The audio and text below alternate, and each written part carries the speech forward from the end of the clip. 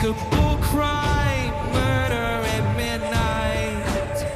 A deal I made, a life I had to take. Someone I loved once held so tight. The screens will follow me, cries of my ancestors said, go away. My offering, fasting in grain, shape-shifting. I feel the animal hide by me. I feel the change. I feel the change coming. We are one but not the same. This form I desire, innocent blood I will devour. Ancestors gathering round the dwelling, the spirit inhabiting, evil enveloping, the dancing braves in the night, the spirit occupying and transforming, stolen heights, dark practices, my secret life, feathered outers, mysticism, intriguing, my offering, fasting in grain, shape-shifting. I feel the animal hide by me. I feel the change. I feel the change coming. We are one but not the same. Give me the ability to hide in plain sight, so no one can see me, not even in the light. I am the crawler, armor within, I'm nobody's friend. This initiation is all part of the dark creation. My desires performing incantations. I walk in disguise. If I catch you, it's your demise. Shamanism, my religion, summoning spirits, manifesting myself and changing my flesh. A nightmare to behold. I'ma make you part of the fold.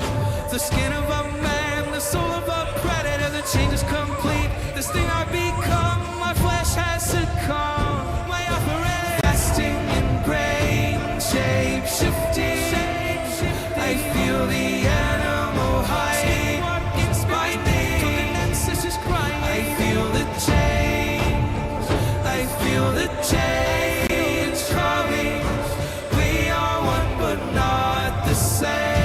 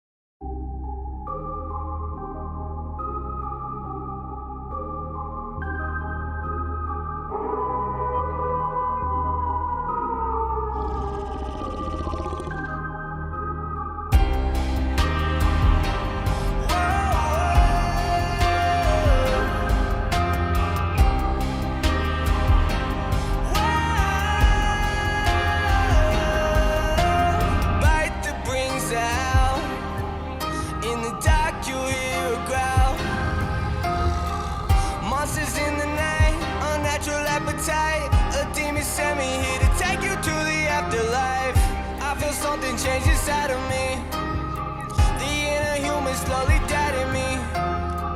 I feel it come alive. The darkness brings me light. There ain't no stopping it, and you will never hide from me. Pain of the change. What have I become? A creature of the night, ruled by moonlight. The pain of the change. This body's no longer mine. Feel wild and free, but caged at the same time. It's hard to be human, think human, feel human. A hunger's arising inside of me. The beast is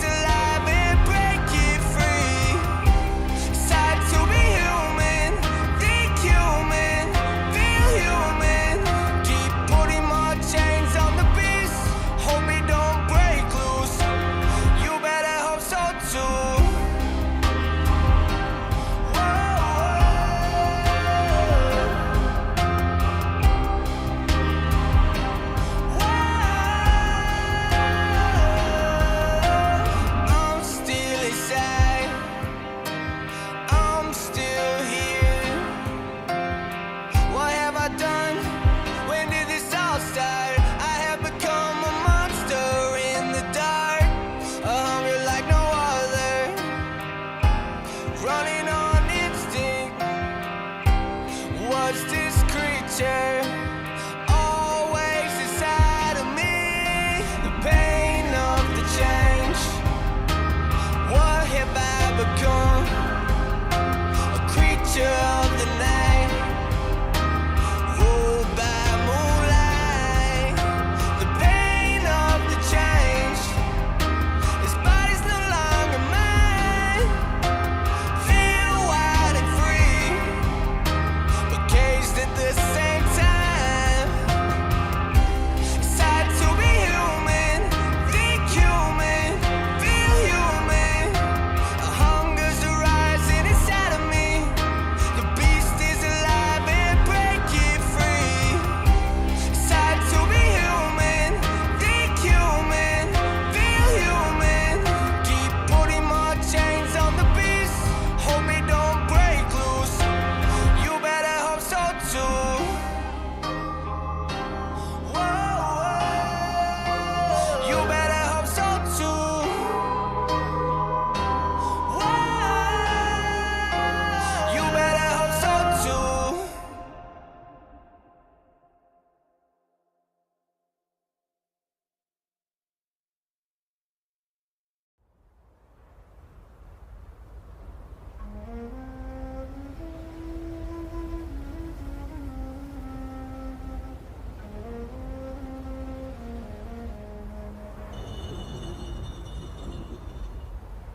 Entombed for 3,000 years, wrath growing in me. I have lived an eternity, suspended in darkness. Release me. Release me. Wasting in the running. Release me. Release me.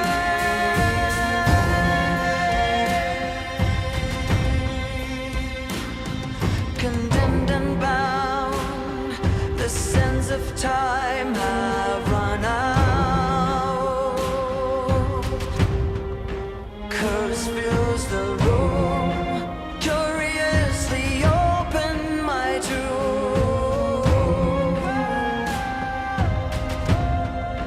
Rising from the cradle of death, my sentence has come to an end.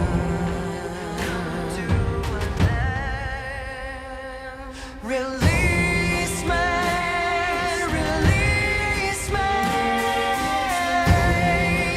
Wasting in the running. Release me, release me.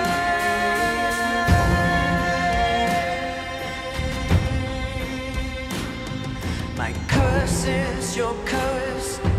Death is the gift I bring. Revenge in my hands. I feel no remorse. This is the mummy's corpse.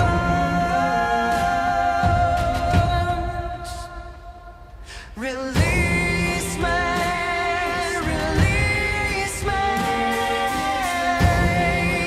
Wasting in the running.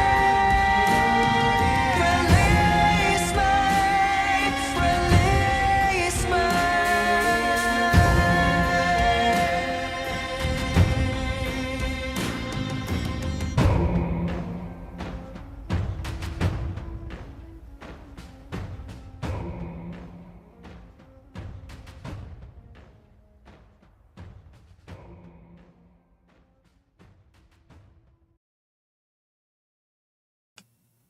Okay, folks, welcome to Paranormal Roundtable. Yes, my shirt says I am your father because it's Happy Father's Day, right? It's Father's Day.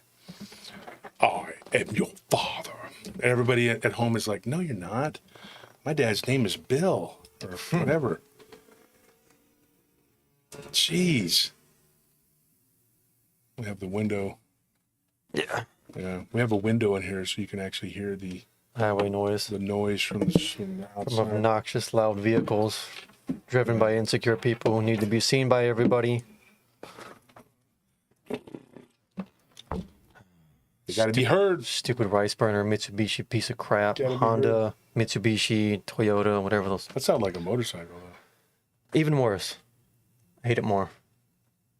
You're a very hateful young man. I hate everything on two wheels. Oh my gosh. And then everything that's unnecessarily loud. There's no reason to love those things. None whatsoever. They shouldn't exist. What about a machining part? Something that makes machine parts that shouldn't exist.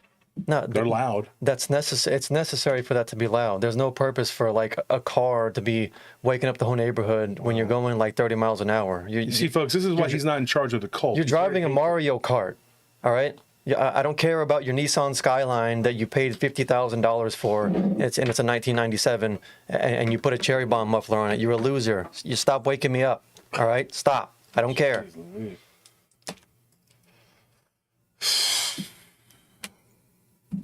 Very angry person, folks. I'm sorry we have to deal with this. I would have been just fine if that person wouldn't have driven past us and interrupted Well, our show. you can't let that destroy it, because people will complain. So we don't want that. Oh, what else is new? Oh no, people will complain. Whatever shall we do? People complain about stuff. Whatever shall we do when people complain? It's not like Want we've to been. hear it. Well, we're trying to get some people up in here, man. Getting some stuff going. See what we got here. Somebody is cranky tonight. Yes, you're right about that.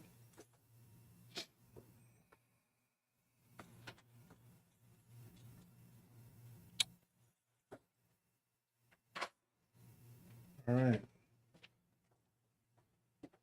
All right, folks, give me 1 second. I got to get something done real quick. Give me a few minutes. We'll let the chat fill up just a little bit here. I got to find my notes. I will be right back. What do I put? What do I put on here? You just click the screen that says "Until we meet again." It's kind of like an intermission screen on the bottom left. Might have to scroll. Nothing like that on here. That's why I don't see it. That's weird. Oh, yeah.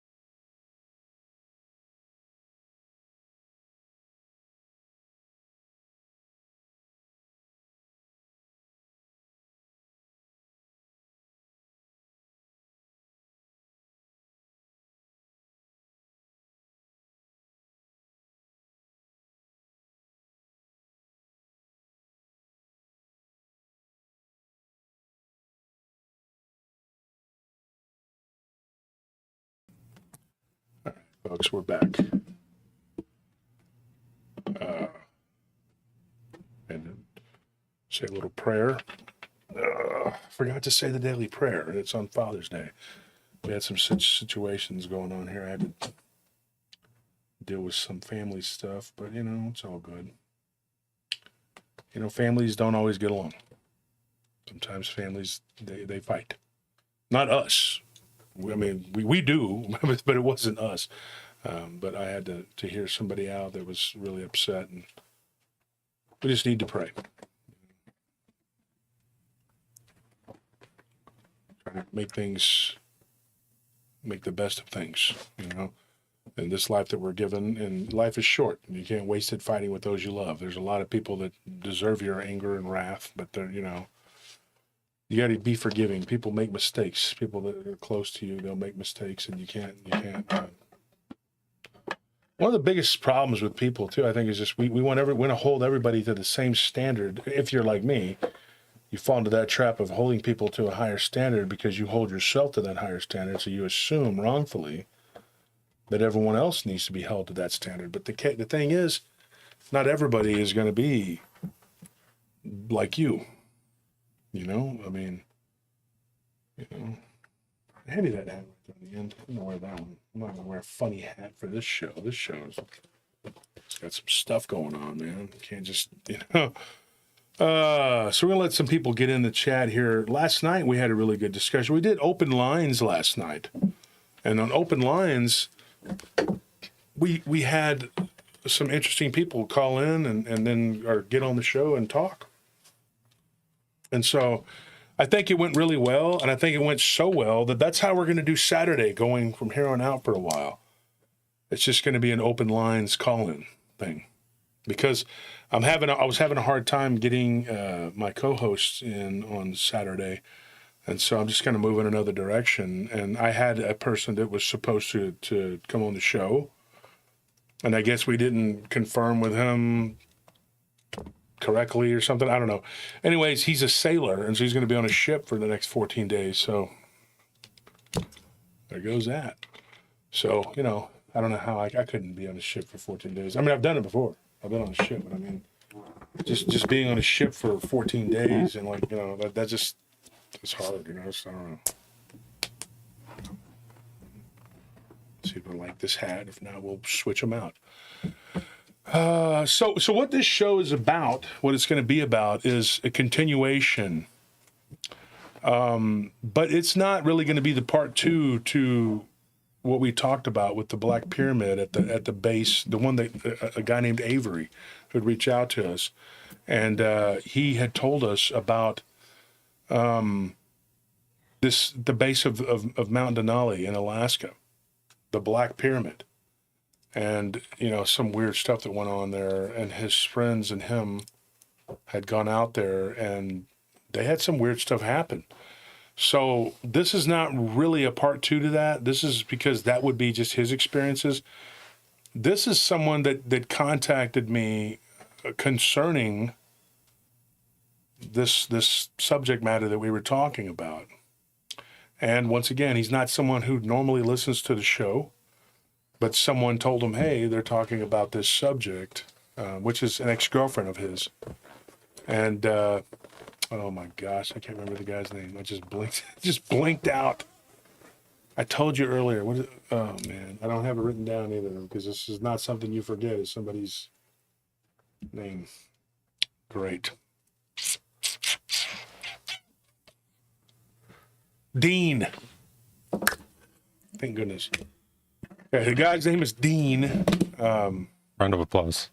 Yay! Remember, so we're just going to go by Dean. We're going to call him Dean. That's what we're going to call him, and that's his first name. But so his ex-girlfriend told him, "Hey," and this is kind of weird, but her current boyfriend or fiance said, "Didn't your ex-boyfriend have an experience with the Black Pyramid?" Mm-hmm. Now, I know at one point we were talking about, we don't want to get too far into people getting in the chat, but we need to get started here because there's a lot to talk about. There was some people who had that has got to go tonight at some point. I just saw something drip, whatever that was. They're going to be putting the roof on this thing pretty soon here because we've had some issues. But so we had somebody tell us that they were, and bless you, that they were going to Mexico, and they had gone to Mexico, and that they had purchased. Where was that at? That was down in Yucatan. Was it Chichen Itza? What was it? Yeah. And they had purchased a Black Pyramid thing from a bodega there, and then some weird stuff happened. Now, here's what's interesting about that. We'll start with that one when we get started here. But I think her name was. I can't remember, man. I have to go back on the show and try to remember the names. But anyway, I think her name was Irene or Lydia or something like that. But what happened was they had gotten something happened to them.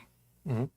And her husband asked me a question. He said, would it be normal to be haunted by an Egyptian deity from getting a pyramid in Mexico, which I thought was weird. Now, here's what's interesting about that when we start talking. We're going to start with that one.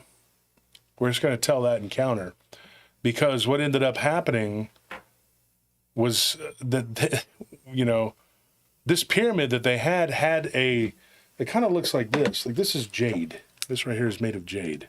The green. And it's very pretty if you look and see it. That's good stuff. That's real jade right there. They had a jade inside of the pyramid, like in the middle of it, like it was a jade stone. It was cut very nice. And they didn't really know much about stones or whatever, but when they got it looked at, they told them, yeah, that's a very potent jade stone. And what was interesting was it was no more expensive than the other pyramids that were made of obsidian. And that was weird. And then that was the only one that had the jade in it. So he said, my wife was like, well, is this one more expensive? And he's like, shh, Yeah. no, be quiet, And they're like, they just said, whatever, however much it was, $20 or whatever.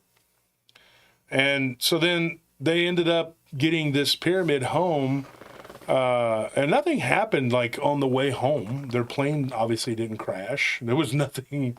Now their luggage went missing and they lost some of their luggage. So that became a sort of an issue. But I wouldn't jump to conclusions and say, oh, you're cursed. Yeah, that's a pretty common occurrence anyway. That's just called the incompetence of people that work at the airport. Yeah. Worldwide. Yeah, well, that's a worldwide thing. You're just going to go, oh, you flew? Did they lose your luggage? Yeah, me too. Yeah, don't take anything you like. Yeah. Did you like that polo shirt? Don't take it, because you know what? It's not yours anymore. Somebody else is wearing it now. Yeah. But so what ended up happening, these people ended up with this pyramid, and he said it's pretty. So we stuck it on the mirror. Now, here's the thing. And he told me this. It kind of came up in conversation. The guy's name was Daniel. I remember him. Sorry, I can't remember your wife's name. I'm sorry. I got a lot going on in my head. But the TV, that me and Christopher Jordan had talked about being, it's a black mirror. Mm-hmm. Yeah. And so I told him this because he has a mirror that sits above their bed. It's weird. It's like built into the wall. And then there's like this little, try to describe what he showed me. It's like this, they have this little shelf type thing and this wooden pillars that go up like Roman pillars, but they're made of like cherry wood. Yeah. And then at the top, there's like these angels. It's really pretty. It's a beauty. And it was made like in this house they live in down in South Texas. And then he said that they stuck the pyramid there. And he says, dude, after that, because that mirror faces the black mirror, I said, when you're sitting, in your bed and the TV's off, can you see your mirror in the black mirror? And he said, yes. And go, okay, so you have two mirrors facing each other and one's a black mirror. Yeah. I mean, it's just common sense, folks. To me, it's common sense. I would never do that. And I am your father. But I was like, dude, I'm not really your father. I don't think so. I don't think do. I know your mother? I don't think I do. You wish. You wish I was your dad. You do. You're at home, you're like, man, I wish this guy was my dad. I don't know why I said it like that, but you probably talk that way. Or you're like, man, I wish this fool was my dad. Or they're like, I wish he was my dad. But they're like, I have to say, this man looks like he should be my father. Me want him as papa. I wish he was me, Paul. Hey, I wish he was me own dad. And like, I'd be nice if he's my dad, Gosh, seems like a really nice guy. He's great. I love him. I love his show. He's awesome. He's handsome. He's got beautiful glasses. I don't know who talks that way. I'm joking, folks. Just trying to get some levity there. But so it's crazy because, like I told him, I said, when you walk in the room, you see the black mirror in your mirror, and his wife saw something that looked like a decrepit, and this might be a stretch, but she said, how if you take like a mummy and you unwrap it, she like some decrepit corpse-looking thing, she saw it standing behind her.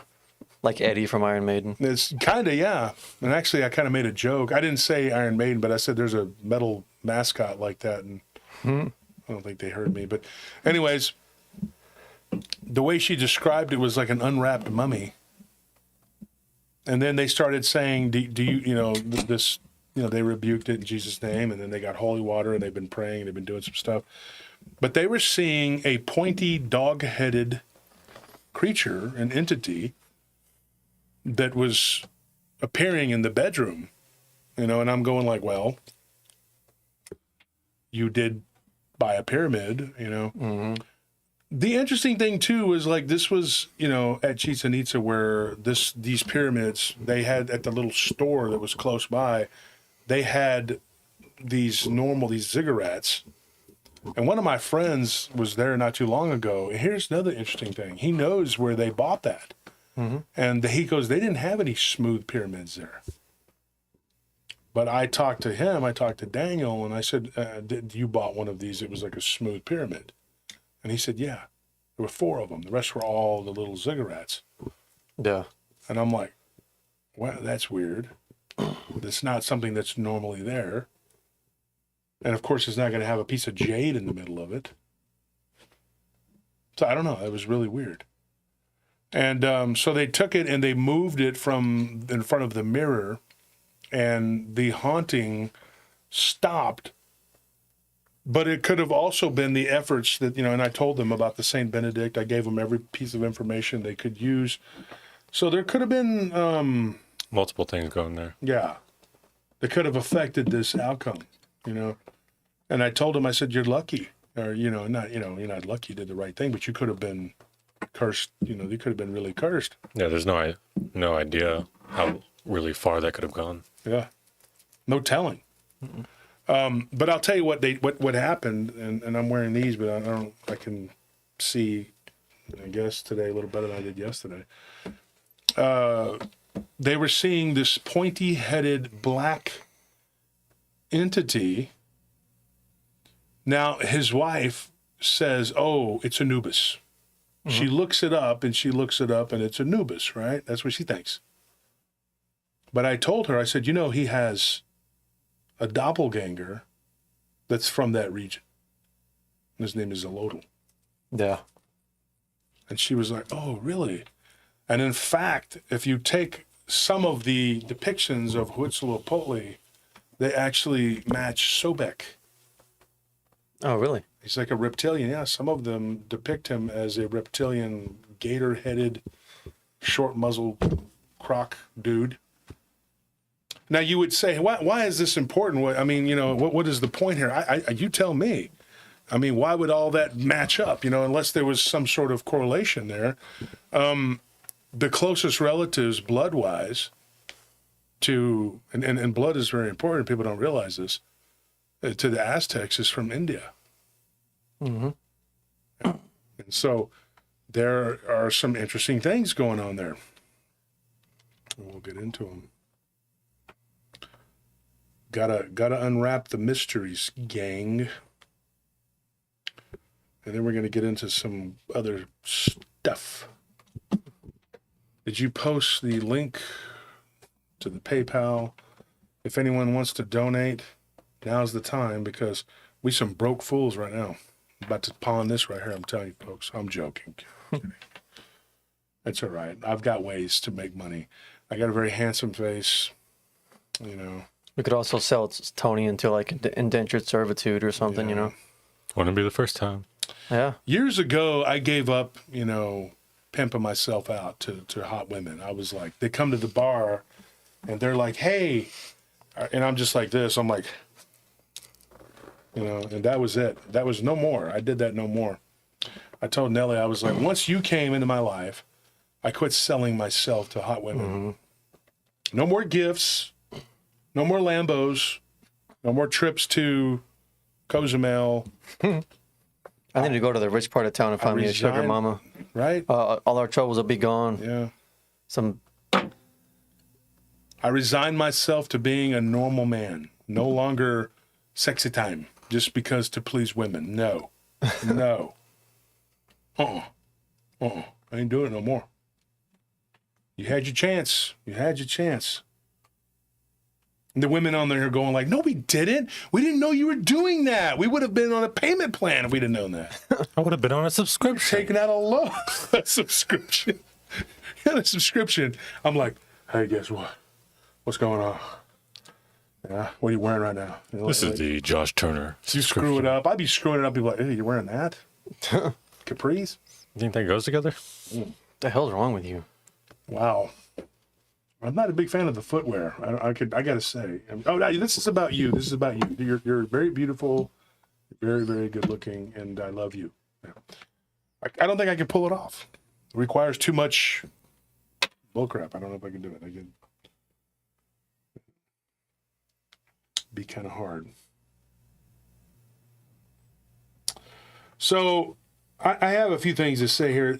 What's strange about the whole thing with the Sobek, the Zolotl, you know, he's the god of the underworld of the Aztecs. And that region down there, there's a lot of archaeological proof that they did conquer the Mayans, what was left of them. What's really weird is, and I'm going to say this sounds crazy, but I woke up one day to a bizarro world known as the Mandela effect. And they said that the Mayans were this is weird. They said that the Mayans empire had crumbled 600 years before the Aztecs. I said, no, they didn't. No, they were fighting each other. They did. And in fact, the Spaniards had fought them. And I was like, then why do they still exist?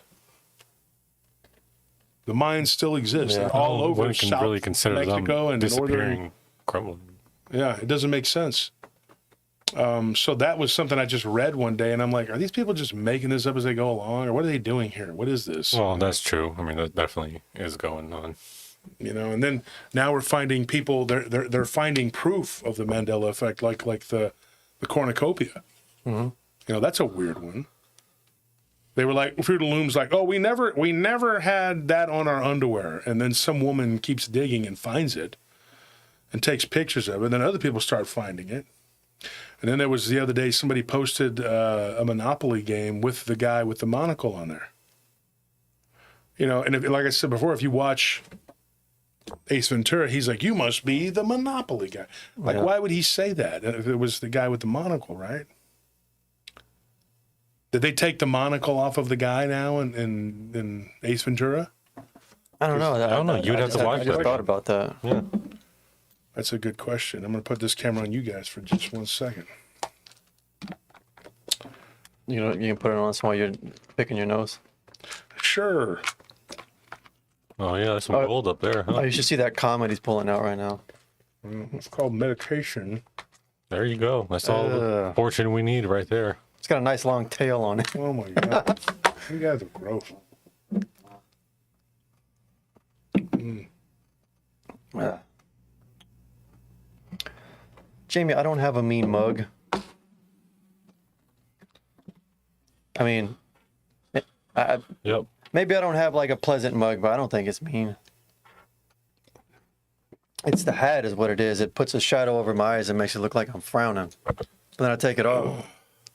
This weird shape. Well, enough of him. He's weird. So Well, we already know that. I take my medication. I don't feel like popping pills on it. It's that time of day. I have blood pressure issues. And my doctor says a lot of it is stress induced. Well, I can tell you why, because people stress me out. They do a lot of ridiculous things. They say a lot of ridiculous things and do a lot of ridiculous things. And then when you tell them, they don't do what they're supposed to do. People don't listen. Pray for me. Tomorrow I have to go to the doctor. I may not know anything right away, but I will be just going to begin some things I got to take care of. Hopefully everything will work out. If it doesn't, well, it doesn't. I'm not one of those people that's going to be whatever. It is what it is.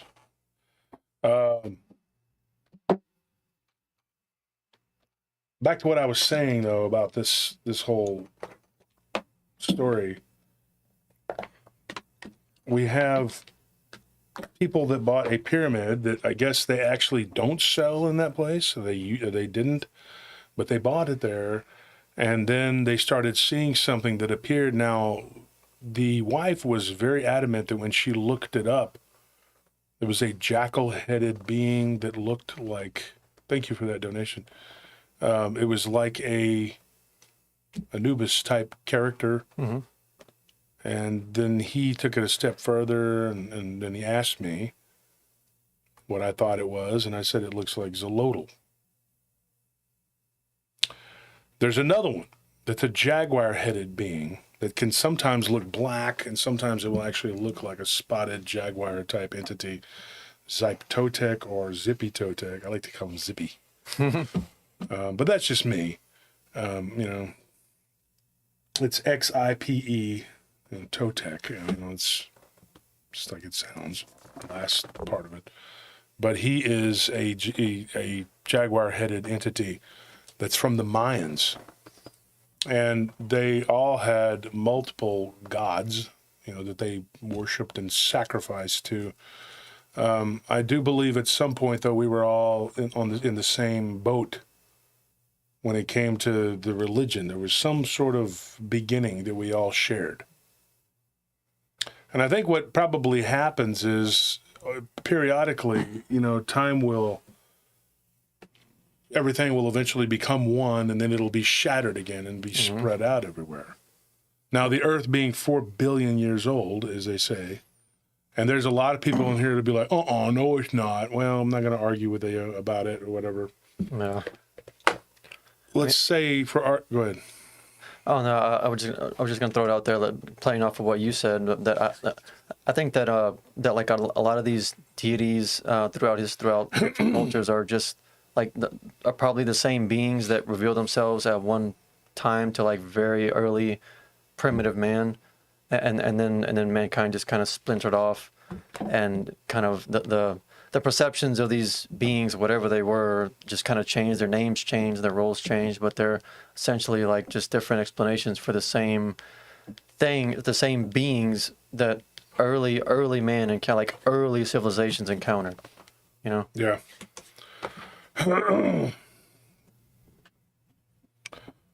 And so I wonder how many of these like beings may have been part of a sub race. Mm-hmm. Like there may have been multiple, these, not just one, like an Anubis and Xolotl, not just one guy. There could be a multiple race of them. Yeah, there's that too. You got to think outside the box. If seeding took place and there was something that made us all part of the same deal here, there could be something that makes us, there's a commonality. You know what I mean? Like with all of these beings, that they were just looked at as gods, but they really weren't. Mm-hmm. And yeah, I definitely need to refill the account there, Bigfoot Rob. Well, thank you for that donation. Thank you for anybody that donates. We appreciate it. Here's what I'm going to tell you, though. What this thing did was go to the bed, and it went to his side of the bed nearly exclusively and tried reaching for this pyramid over and over again. When he would look up, he would see a black entity with red eyes. And it became more and more aggressive and nasty and mean the more that they prayed and the harder they tried to fight with this thing, the more it became like it was determined to do what it was going to do.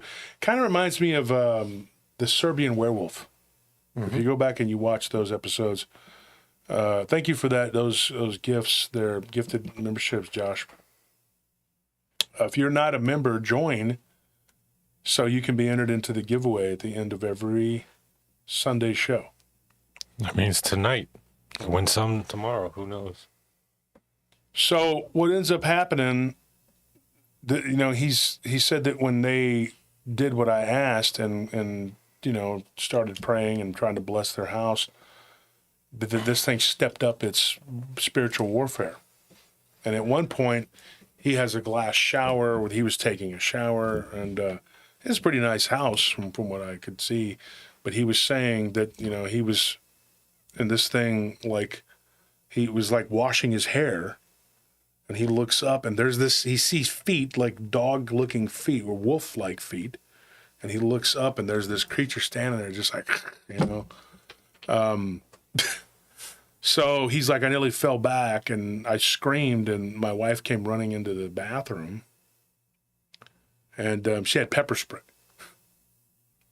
And so for a split second, she saw thank you for that donation, Shade Viking. For a split second, she saw something standing in front of the shower, but he's got the glass, you know. So she sprayed toward the shadow thing, and she sprayed a bunch of it. Yeah. I'm not trying to make fun of him, but when he opened the door, like he was like, "Dude, I can't breathe." It seems like something Nelly would do. Like she's coming there, you know, with a taser while I'm wet. You know, your fingers and toes explode like the emperor. You know, but yeah, it was pretty rough. So he said that he fell to the ground and was breathing bad, you know, whatever. And then at one point, his son was staying with him, and he's 20. He's not a little kid, but he opened the door to his closet, and there was something standing there. But it was dark, and he was like half asleep, and he's like, oh, he works at a car dealership, and he's ready to go and scam people out of their money for their vehicles. I'm joking. I'm kidding. And so he goes to open the door, and it's something standing there, and he's like, whoa, and he falls down back onto the bed. So this was going on, and it was this dog-headed being, but then there was this rotting corpse thing, which I don't know what that was, but they were seeing that. And I asked him, I said, before this, there was nothing. He says, I live in a quiet neighborhood, there was nothing. The Rio Grande Valley. He goes, nothing was going on. There was nothing happening at all. This all started with that Black Pyramid. So I gave him some people's names to send the pyramid to. He could take his pick. I was going to say throw it out, but there's a way to kill two birds with one stone. So, and anyway, no, he did. He took it and he threw it out. And it wasn't like the magic key didn't show back up, which, by the way, is missing. Have y'all seen or heard from it? I have not. I don't know where it's at. We'll probably find it when we're packing. Maybe when we move. Well, anyway, something weird happened. I don't know. So, if it was me, I would never have bought it. Yeah. In the first place, an obsidian pyramid that. And it also, it's weird, like, why would there be a smooth pyramid there, not a ziggurat? Wouldn't you be trying to sell the pyramids that look like the pyramid where you're at? Why would they sell an Egyptian-style pyramid? Yeah. So anyway, Dean, this guy, now when we enter his situation here, he is an interesting character. He was introduced to Avery, right? And he said that, I don't know. It was a weird situation. Like I said, it was an ex-girlfriend. It was his girlfriend's ex-boyfriend, whatever. So it's like a weird situation, you know? And I don't know how I would feel about that, you know? Somebody that, and he said, this person doesn't really like me, but, you know, he told me, he said, you can talk to this guy. He had an incident. So, I don't know. But anyway. When he began corresponding with me, I didn't know who he was. I actually was confused. I thought he was someone else that had given me a story, and this is going to sound weird. But about a giant frog-like creature that somebody had seen. Yeah, it's a whole different thing. I thought that. So I was going back and forth, and I was like, you saw this in a pyramid? Because he started talking about a pyramid, and then he was like, no, what are you talking about? It's like, what are you talking about? I said, I know another guy named Dean. I'm not going to say his last name, but there's another guy in Florida who had seen these frog-like creatures. Now and what's interesting about that is he got me in touch with a woman who had seen them too in his neighborhood. So that's for another story. But these things were vicious too. Just has nothing to do with that. But that's for another time. Text me so we can remember. I can put those. Attack of the Frogmen. Yeah, because those haven't even been put into the files yet. Those are pretty fresh, a couple of weeks old, but I'm so far behind. One of the things, though, that I was a little bit confused. And he says, no, I used to date this girl, and that's how I met, And so there was a bad breakup there. But, the cool thing is that, they're all kind of talking and getting along now because of PRT. So that's a good thing, right? And people aren't holding grudges or whatever. That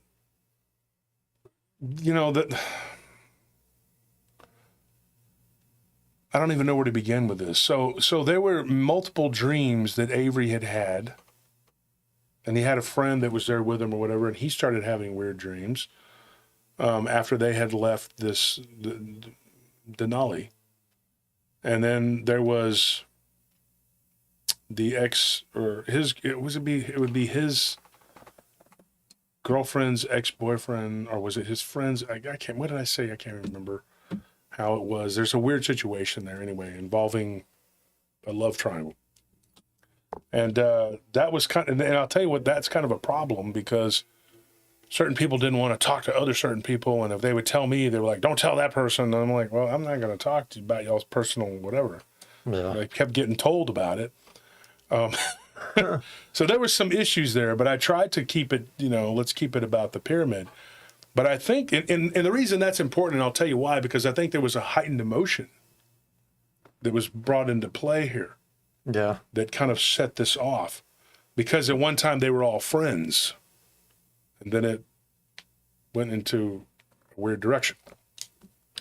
And so at least they're not enemies now, But they all had these weird dreams. Now, what happened to Dean? Dean was there in 1995, I want to say 97, but I know that's not correct. Let's put it this way. He was in there in the mid to late 90s. I don't remember exactly when. And so he said, hey, we should all go on a trip. Of course, things didn't work out. And then she ends up going out with this other guy who gave us the information. And he had some stuff that happened to him. When he was camping at the base of Mount Denali, because his plan was to climb up the mountain, do all that stuff, it didn't work out. And he broke both of his legs.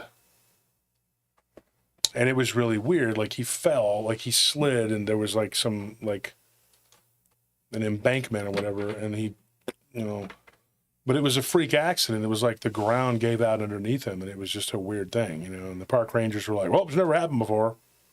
The first one that's ever happened to. Congratulations, your legs are broke. And, there was a park ranger, though, that he had talked to, that he stayed friends with, and he had returned subsequently. And that person had told him some weird stories. And so he took some rocks, which is always a good idea. Mm-hmm. Anytime you go anywhere, especially Hawaii, just grab all the rocks and artifacts you can, just load them, put them in your pockets, and just get on the plane and fly back to... Don't think, just do. Yeah, go fly back to Oklahoma, Ohio, wherever, Indiana, and just put them all around your yard, okay? And that's pretty much what you need to do, yeah. Make gnomes out of them. Glue them together and put faces on them. But so what ended up happening, he took these rocks, which he described as little shards of black. When he started describing them to me, I'm like, that's obsidian. Yep. But I don't know of too many people finding that at the base of Mount Denali. And so I told him, I said, that's odd, because I couldn't find anything anywhere where anybody else had that happen. But he did say it was in pieces, and it looked like something that it may have been in one piece. And we've talked about that recently, not to, So there again, bad idea genes. Not to make fun of you, Dean, but I think that was a very poor decision on your part. I mean, then he goes home and he starts having dreams. Well, what's interesting is him and Avery, and then Avery's other friend, who I wasn't even using his real name, and I can't remember what fake name we gave him or whatever. But, we'll call him John, just, I don't know, whatever. They all started having these weird dreams, along with the girl that they were with at the time. So, you had 4 people, 5 people, whatever, having dreams. And whenever with 2 people though, it was just Dean and Avery. Whenever they were having these dreams, they would be inside of this pyramid, right? And Avery didn't even go, like Avery actually went inside of it, like he had that weird where he fell out. You know what I mean? Yeah. That didn't happen to Dean. I mean, Dean went unconscious, like he passed out temporarily. Because he was in excruciating pain. Both of his kneecaps were torn completely from everything. So he had to learn how to walk again. So he said it was in so much pain. And then when they got there, they gave him morphine and they airlifted him out of there. And then he ended up, I guess, going to sleep and having an encounter. But he wasn't there he wasn't at the pyramid when that happened. He was still conscious. And so he was, hey, Juan, how you doing? So what ended up happening with him, he goes back home. He lives in Utah. He starts having these weird dreams.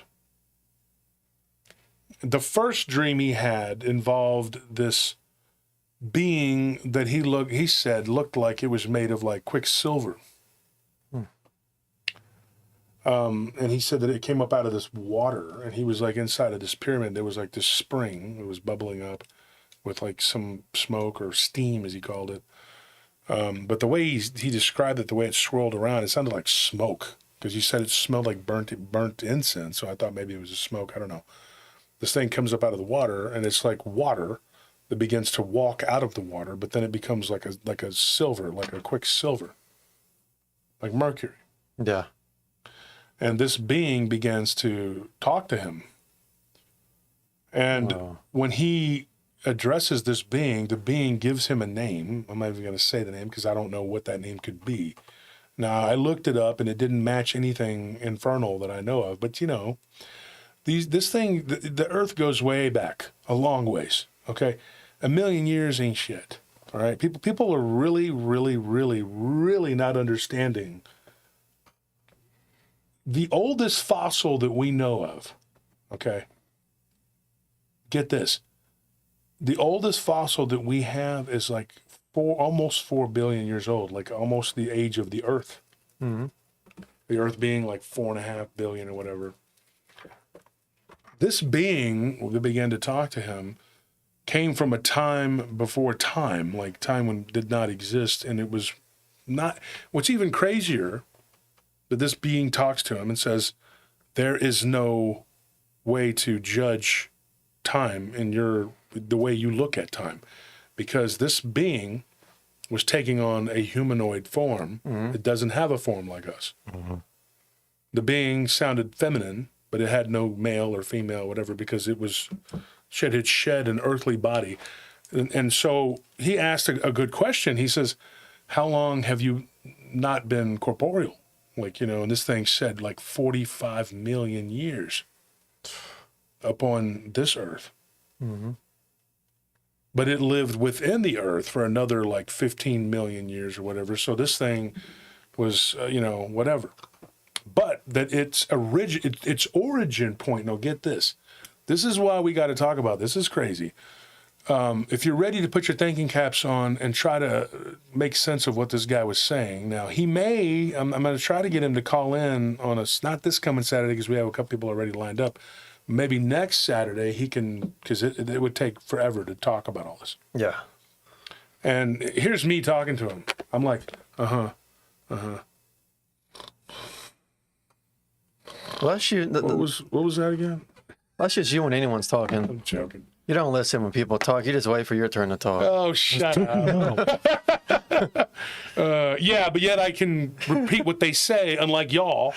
I can repeat what they And I'm like, said. hold on, the It's kids this are guy. talking again in this skit. What was that again? And he's like, I'm like, pyramids, goo, long time, old, yeah, I got it. Yeah, well, I'm just going to ramble and just make some shit up. Goodbye. Just gonna So here we are. glue some of the puzzle pieces together real quick. It's gonna catch on. It's going to be a sleek look. It's going to Yeah. catch on. So, no, I'm just kidding, folks. I'm not going to do that. But Dean was like, he had to start over a couple times because I was having a hard time following him. But it's not his fault because this is very intense, you know, and Avery did the same thing. I'm sure he probably got tired of me saying, can you repeat that? Because it was a lot. There was a lot going on there. No. It wasn't easy, you know, let me tell you that. You know, I had to get up and make sandwiches and do all kinds of stuff, you know, like.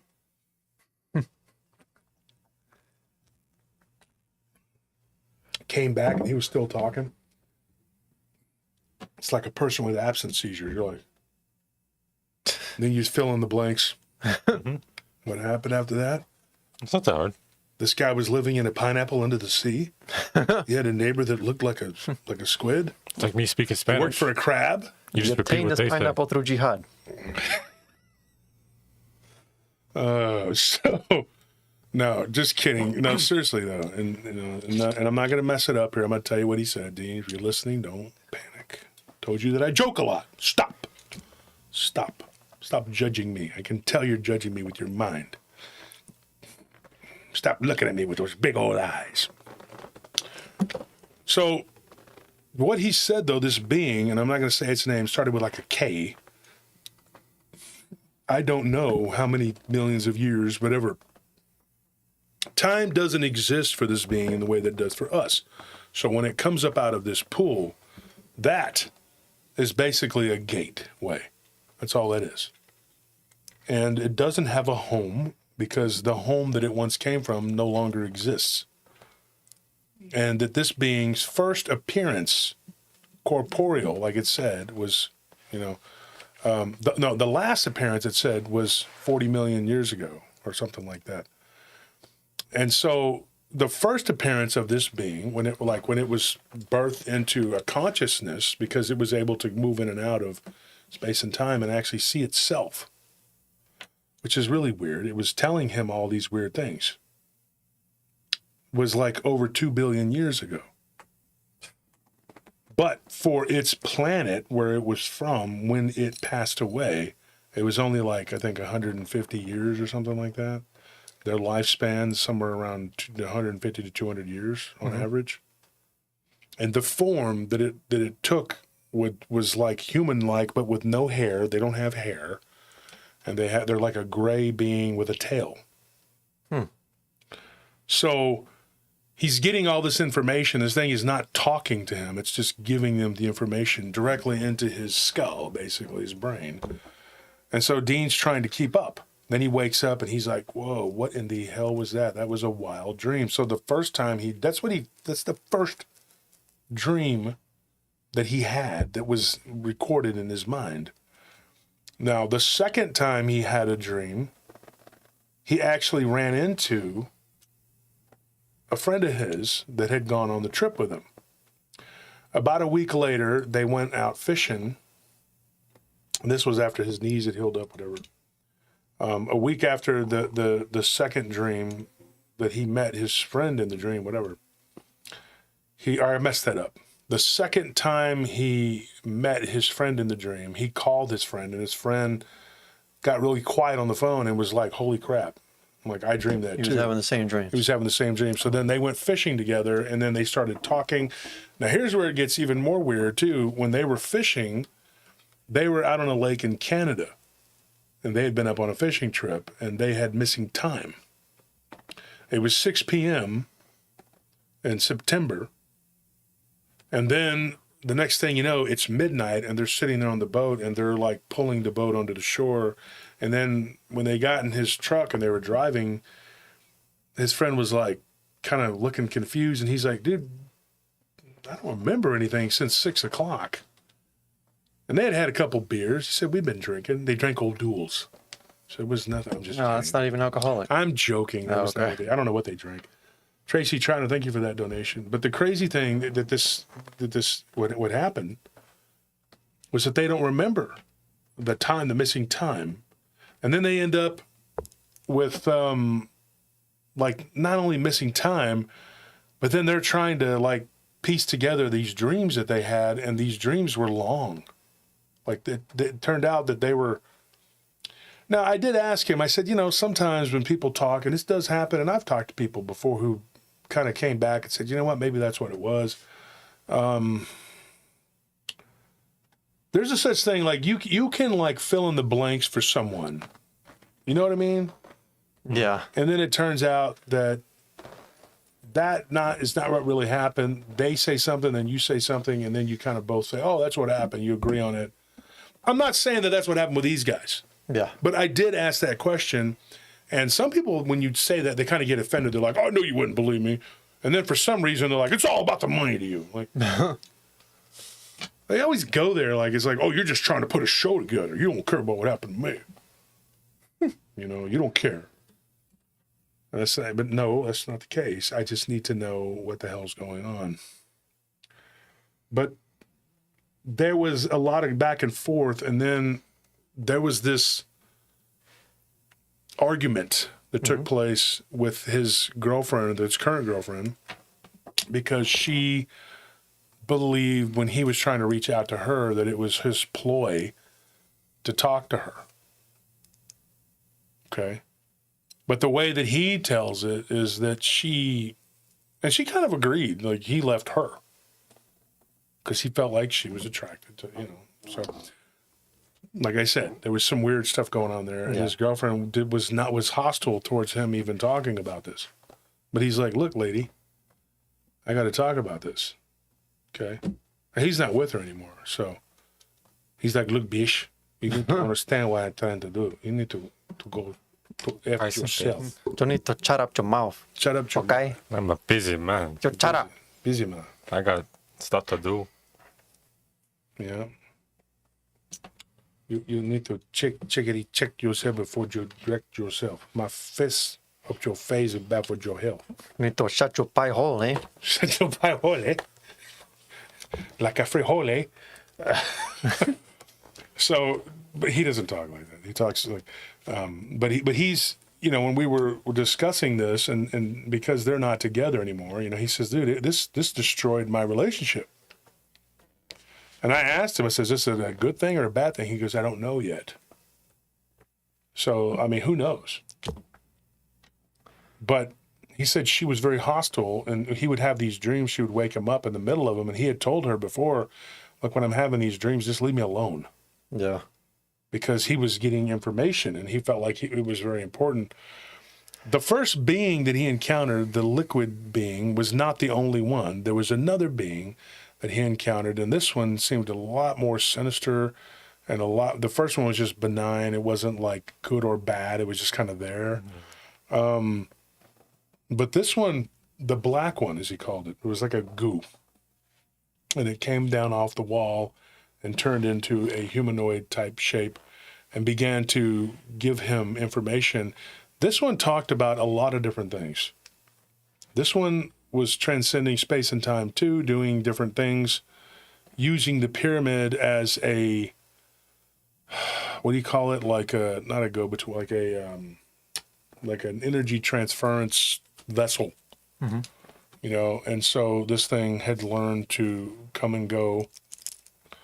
Same thing, could take on a form, could live a life. Did this, describe to him, and now this happened to Avery too, which I've said I was going to talk about him, but that's a whole nother show. But it talked about this being a matrix, and that these pyramids were used to kind of like be, well, Nelly just said it, like a conduit. Kind of like using, this electronic magnetic energy, and that they were all based underground. There was like this whole, like, kind of, I don't know how you would describe it. The way he was told, it was like, how Tesla's coil, it had kind of like this connection. There's energy in the air. You can use it. It's there. There's no such thing as really us having to pay for energy. That's a bunch of bullcrap. And that these things are like antennas, and that they all connect. And if you look at them worldwide on a flat map, now I'm not saying the earth is flat, okay? Please don't start with that crap. It's not what I'm saying. And let me time out for a second here. Let me just say this too. This is hard for me to try to remember all this, but this is not my belief. This is not what I'm telling you that I believe. I'm relaying information that 0 point energy. Yes, thank you, Cowboy. Cowboy 4572. Yeah, D-Truth, whether you believe it or not, you know me, I can't sit up here and say that because then, somebody's going to make a video saying I'm cuckoo for Cocoa Puffs because I said that. It would be a distracting conversation anyway. Yes, we're not trying to It's hit not on that. It's not pertinent to the story. It's like a But what these people were saying is that this is what's going on. Mm-hmm. And that if you put it on a flat map, these things create like a hexagonal whatever, and it does this, it creates a vortex, a huge one, that brings aliens from other dimensions. I say aliens because they're not from here. Yeah. Unless you're talking about little green men that fly here on a ship. Because if you say that, then people are like, aliens don't exist, they're not real. Neither do demons, neither does the angels, neither do humans. Everybody's nothing, and we're all just, goodbye, blink, we're out. We don't exist, and you're going to hear all kinds of weird stuff.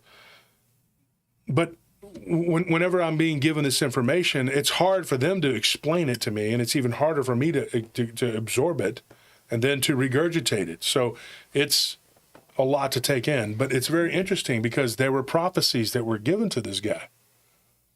Now, his stuff began in the early 2000s, right? This was, I think, before, what's his name? So whenever you start going back and you're listening to this conversation, he's talking about things that did come to pass. Things that to this being, and that being had a name too, which, the being's name was Castor. It sounded like a Greek name, I don't know, or some sort of Roman name. I don't know if that meant anything. The other one had a more, I don't know, how do you say it? Like a name that I wouldn't trust. You know what I mean? This one was it called itself Castor, which I don't know what that means, if it has any meaning. But this being basically was telling him what was going to happen in his life. And that some of these things were very sad. It was going to happen. It predicted his mother's death. Because it says, how do I know I can trust you? And it says, your mother's going to die in 2 years from breast cancer. Oh, no. And so he told his mother, to get checked, and she was being very stubborn about it. And then, later on she found something, and then she got checked, and then that was it. Another thing that this being predicted, and it was almost like the way he described it was being downloaded into his brain. And he said that he was being told that there was a lot of upheaval that was about to take place, something that would be very important to you and the people of your nation, and that was 9/11. And this thing was not like, it wasn't unspecific. Like, it was very specific. Like, it was saying September 11th, something's going to happen. And he goes, I didn't think much of it, but then it happened. And it was about 6 months down the road when that happened, when he dreamed about it.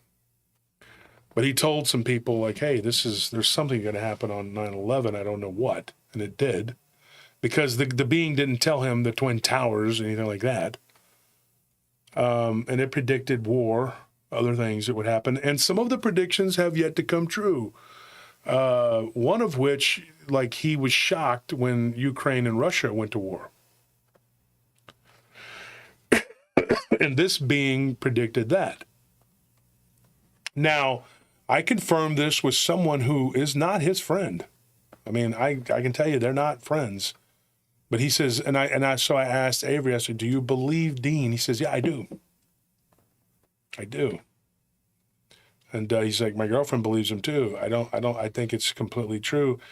And he's like, going into the pyramid for him, is not a pleasant experience. It wasn't a pleasant experience for either one of them, because every time he went in there, this is Avery, there was something weird that would happen. And one day I'm going to tell you everything with him, with the rest of it, Going back to Dean, what Dean had said was that this is a matrix, which is something that I had already suspected. And I said, well, prove it. This freaked me out. And Anthony, you know this part, okay? I had got off the phone with him.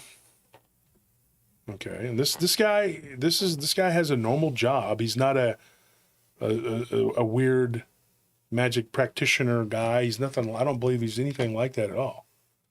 He works in tech, but he is an outdoorsman kind of guy, you know. Whenever I went to go to sleep, and I told you this, I saw the grid. Again, I saw the honeycomb. So this freaked me out. This was weird. I just saw something. That was weird. That was weird. I just saw something move like that. Okay, so that was weird.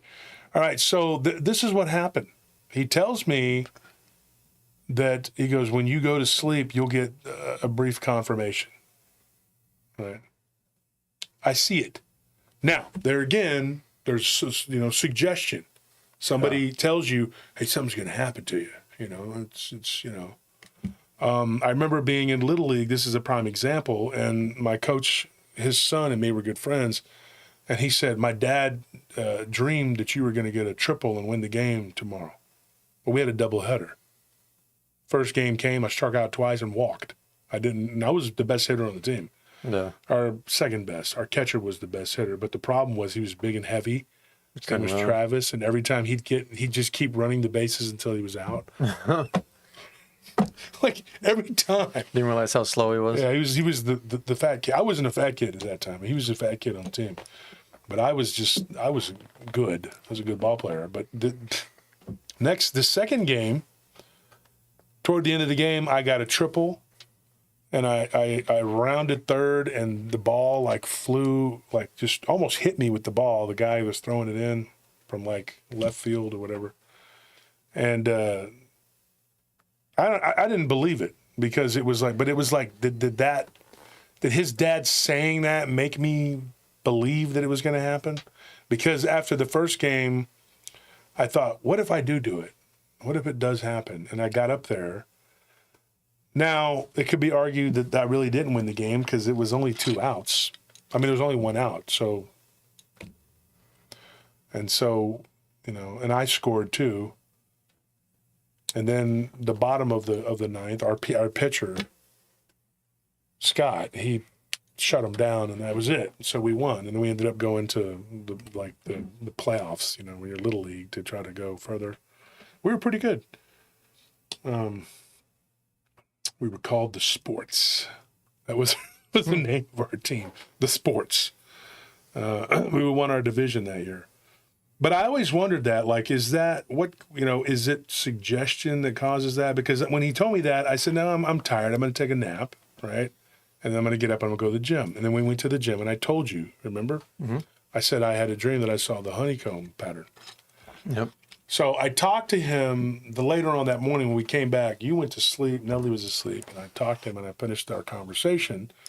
And he says, hey, let's finish talking or whatever. Before he continued, I told him, I said, okay, I'm going to tell you something. And this was weird. He goes, you saw it. You saw the honeycomb. He told me that. Yep. Like, he flat out told me that. And I told Anthony about this. I don't know. And so I was, Dean, are you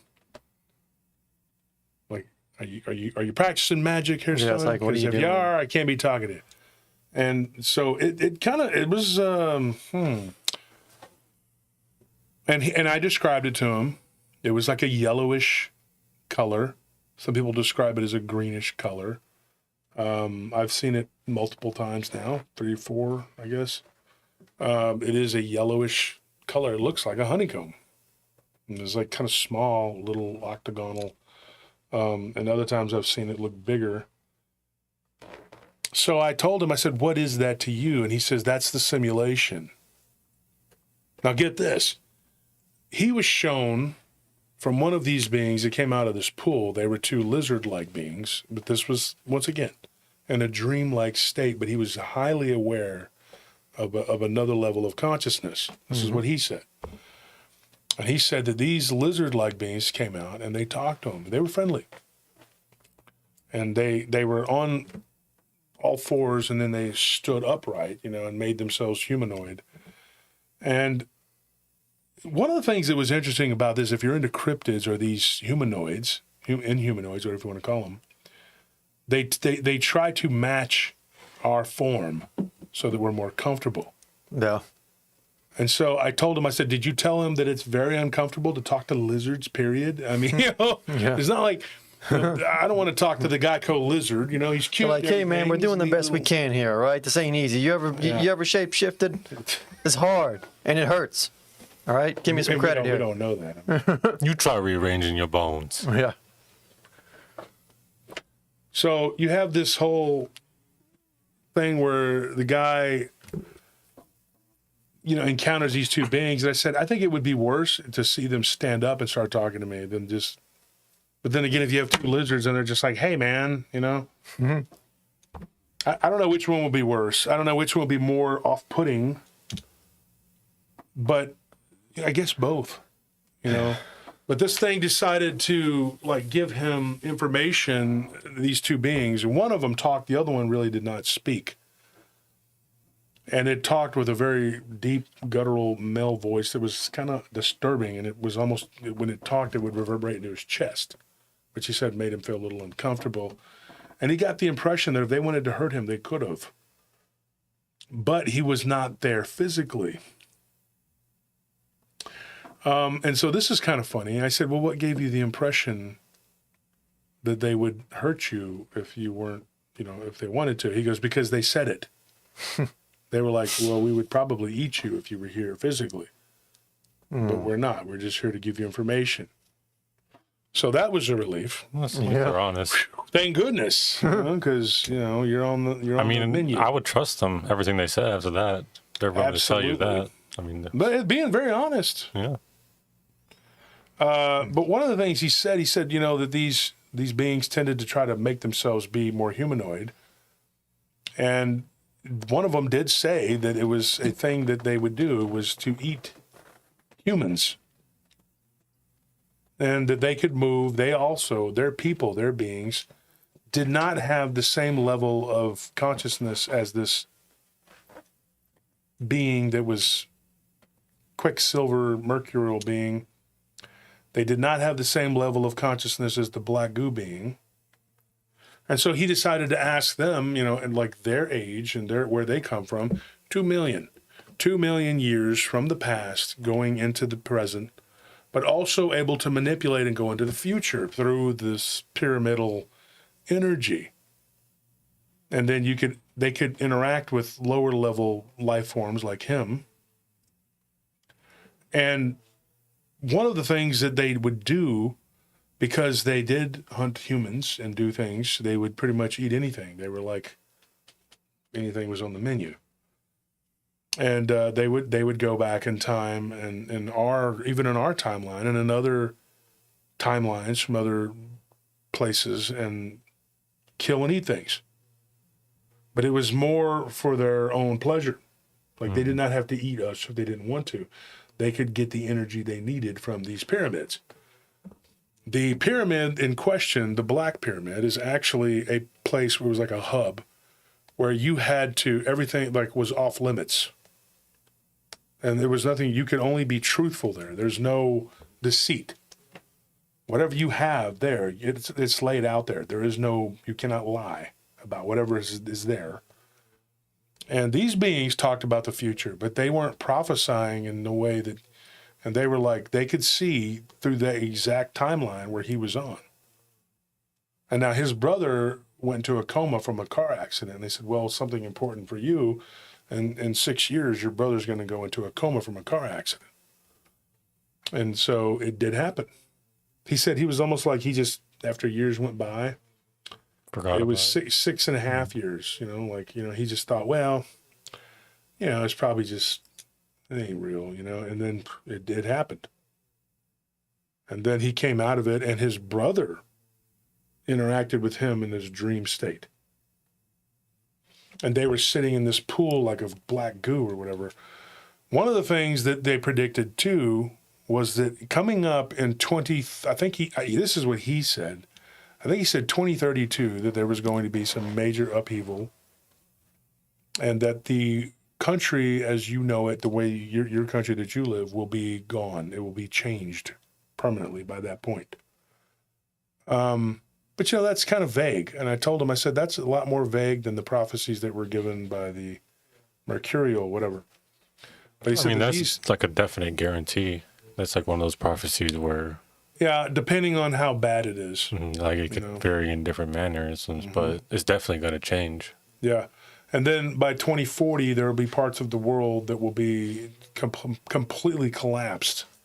And that the earth would be a prime hunting ground for beings such as themselves, because everything's going to be fractured and there's going to be a lot of death.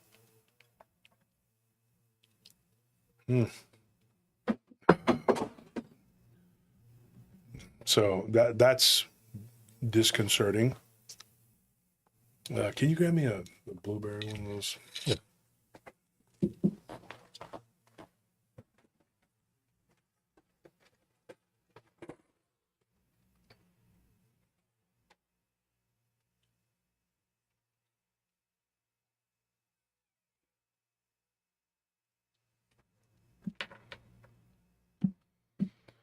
So I'm wondering, there's a couple other things that were said that I really don't want to repeat. So I'm kind of wondering if I should repeat it, because it's not my prophecy, it's not me, but I don't know. Some of it's kind of disturbing. One in particular it's troublesome. And it kind of gave me a weird dream. But I don't think the dream was any, I don't think it was just from hearing that. Oh, and I think a unique thing that people forget, because we're so used to the world as it is today, is that we're always surrounded by miracles. So like things like, your dream or your coach's dream where he thought that or he had a dream where you had that triple header or whatever, that probably would have happened, or it was likely to happen at some point during the game, or he probably pinpointed a coincidental thing that was most likely a possibility, but you kind of focusing on it kind of put energy towards it or whatever, so to manifest it in that way. But I think that's not something that we have any control over. I think it's just one of the small miracles that goes by day to day that we just kind of forget about. So, and then we kind of chalk it up to coincidence, but you and I both don't believe in coincidences. No. So I think that's what that is. But his dream about the honeycomb, I think that's different. That's, you can't pinpoint something that specific like honeycomb or something that you're very familiar with, and him being able to tell you exactly oh, he recognized when you had it. It's yeah, that's weird. Yeah, and he was aware that I was going through it. I don't think he's one of those, I don't think he has any sort of psychic ability. Honestly, I think it's based on his interaction with this pyramid. And he's not the only person now. Now I've gotten 2 other people who've come forward and said that they've had incidents. There is this black rock, this black stone that comes up in Islam and in Judaism, and it's very interesting. There's passages in the Bible in the Old and New Testament that reference it too, and then in Islam they reference it in the Quran. So, what does it say, Wolf? Have you read the UN Agenda 2030 documents? No, I have not. But I do know that there was something, I didn't read anything about it, but I've heard people talk about it, so it didn't surprise me. This guy doesn't strike me as being a liar or a conspiracy theorist. I think he's just having these dreams. Mm-hmm. And when he's in this pyramid, he's going through the same thing that Avery did. And I think that what happens is once they've encountered it and they've been inside of it spiritually, you're connected to it. I think this one is one of what they call, well, I don't think, I believe it, that it's one of the master sites. And one of these master sites that these, these pyramids, what they have is they have this energy, and those that know how to use it and manipulate it, and then there are those that get used by it. And these beings that come out of there, somebody said something, the black stone that is worshipped in the Middle East that is said to have come from the sky. It's actually not worship. It's not supposed to be worship, but I guess it could be a form of idolatry. And I know that Islam will argue with you. They'll say, well, we don't worship it, we don't, but they hyper focus on it, which is in turn a form of idolatry. And then the black cube, Jim Bob says, Saturn worship, which is Saturn is Saturna, which is Satan. So, yeah. So, being in this pyramid caused, some serious issues. Both of these guys had health issues, and one of the things, though, that was amazing to me was how quickly they healed. When both of your knees are torn away from the car, everything is ripped apart. Within a year, he was walking around, and everything. Yeah, was you don't reattached. just recover from knee problems. It was like that. the doctor said, it was like a miracle. But going into this pyramid, now he did go into the water of the pyramid but he was in the spirit. Mm-hmm. But he believes, because he could feel it like it was a physical sensation, that it was like creating an avatar for a body. And according to what the mercurial being, because there were 4 sets of beings, there was another one that was red, that was really, really weird. He called it the flayed man. It looked like somebody who had no skin. But the person's skin was coming on and coming off, and it was like it was changing shape. It was like a constant shapeshifter, but that it was just like a muscular being without skin, which I thought was odd. But this all is odd, period. This thing that came up out of the water, that being in particular, which seemed to be the oldest and the most in the know, had a lot of insight and was like, you were actually physically here because you have to have, a body. You create your own body. And once you get to a certain level, you don't have a body anymore. You just think a body and it happens. And you assume the shape. So a shapeshifter, a constant shapeshifter, just whatever, it's operating by the rules that are outside of time and space, and it's not something that can be done by someone who is base level physical. Mm-hmm. You know what I mean?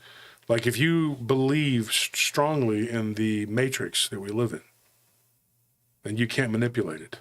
Yeah. It's really weird. Like, okay, so there's a fine line between knowing that this is a matrix but then believing in it. Does that make sense? Yeah. So, like in other words, accepting it as like as the real reality. Yeah, the end result of reality. So, what I'm telling you is that these beings, they are beyond that. They have accepted that this is not real, and they only show up here to do things. This is like a holodeck from like Star Trek to them. This is not. But they can actually die here in their flesh form, but then they just become a spirit, and then they go back and they recharge in one of these pyramids, and then they come back out. So what he learned from the lizard beings was that one of them had to come back into the pyramid to regenerate because he had been killed in the physical form. So I gave him an assignment. I talked to Avery. This is what I told Avery. This was about 6 months ago, or a few months ago, whatever, when we first talked about this, however long ago it was. And I said, do me a favor and ask him what the hell a dog man is. And so Dean answered that question for me, saying that the dog man, the wild dog man race coming from within the earth, asking me that question, and he asked me that, do you want to know that? I will find out. So I'm awaiting the answer for that. But he answered very quickly when it came to the question of a werewolf. He said that is simple. That these people that go into this, what is Germanic werewolf talking about? What is Jews? What is this? What are you talking about? Put him in timeout for a little bit. That's enough, man. Come on. Okay, we're not, just come on, dude. Look, let's not.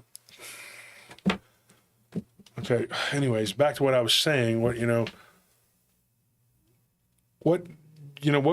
this guy was talking about was saying that, when you go into the astral plane, there's all these different beings and things or whatever.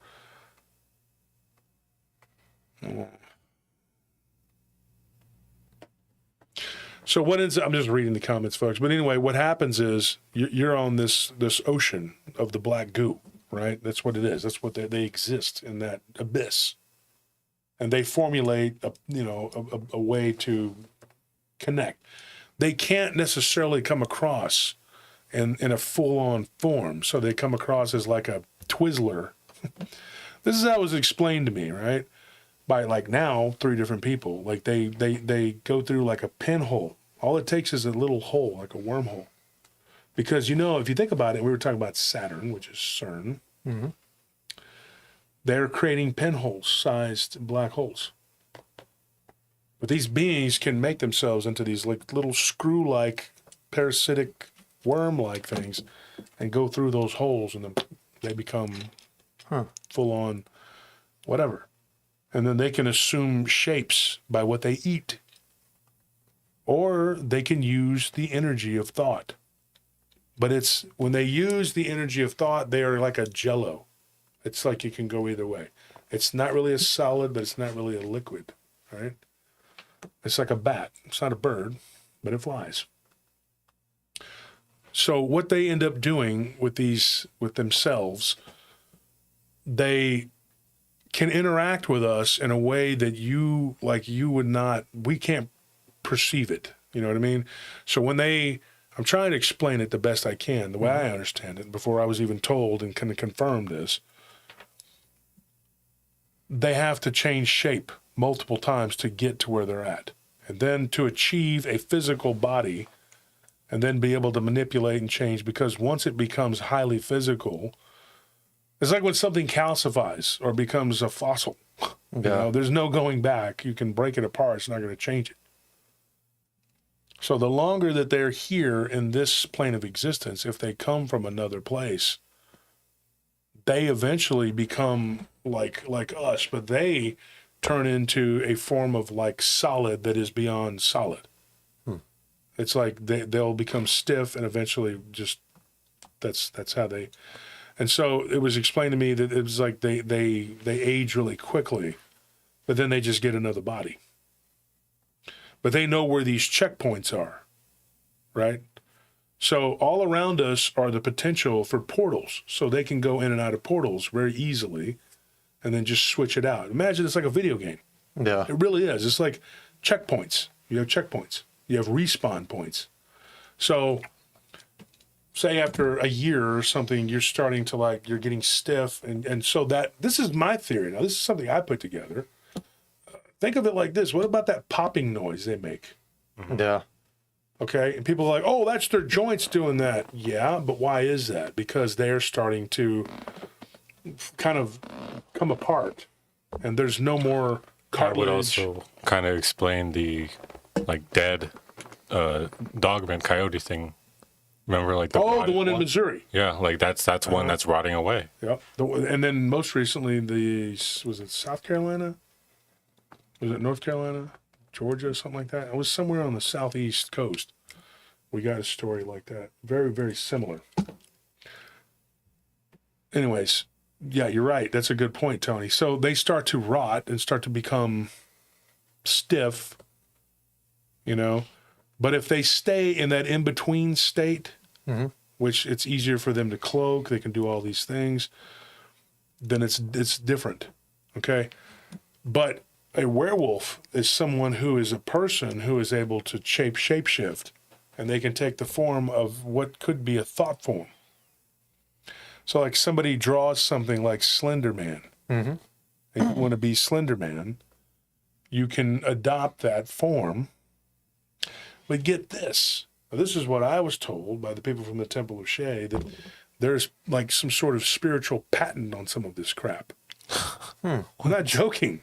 Like, so someone comes up with the crawler, right? There's some sort of crawler, but you know, it was like, oh, I own that particular form. Fight me for it, you know, because I'm going to kill you if I find you using my particular spice. Very weird. But when you think of like that crawler, though, that's a bad example because I think that's the pre-form. Yeah. You know, and since like that was one of the things that Avery had going on when he left, you know, went back home. He was seeing these white crawlers going around in his yard and over his fence, and he was saying that these are. He told me this out of the blue. He says, "I think these things become these other beings." I said, "Holy crap!" I said, "You're on the same page as me," because that's kind of where I'm at.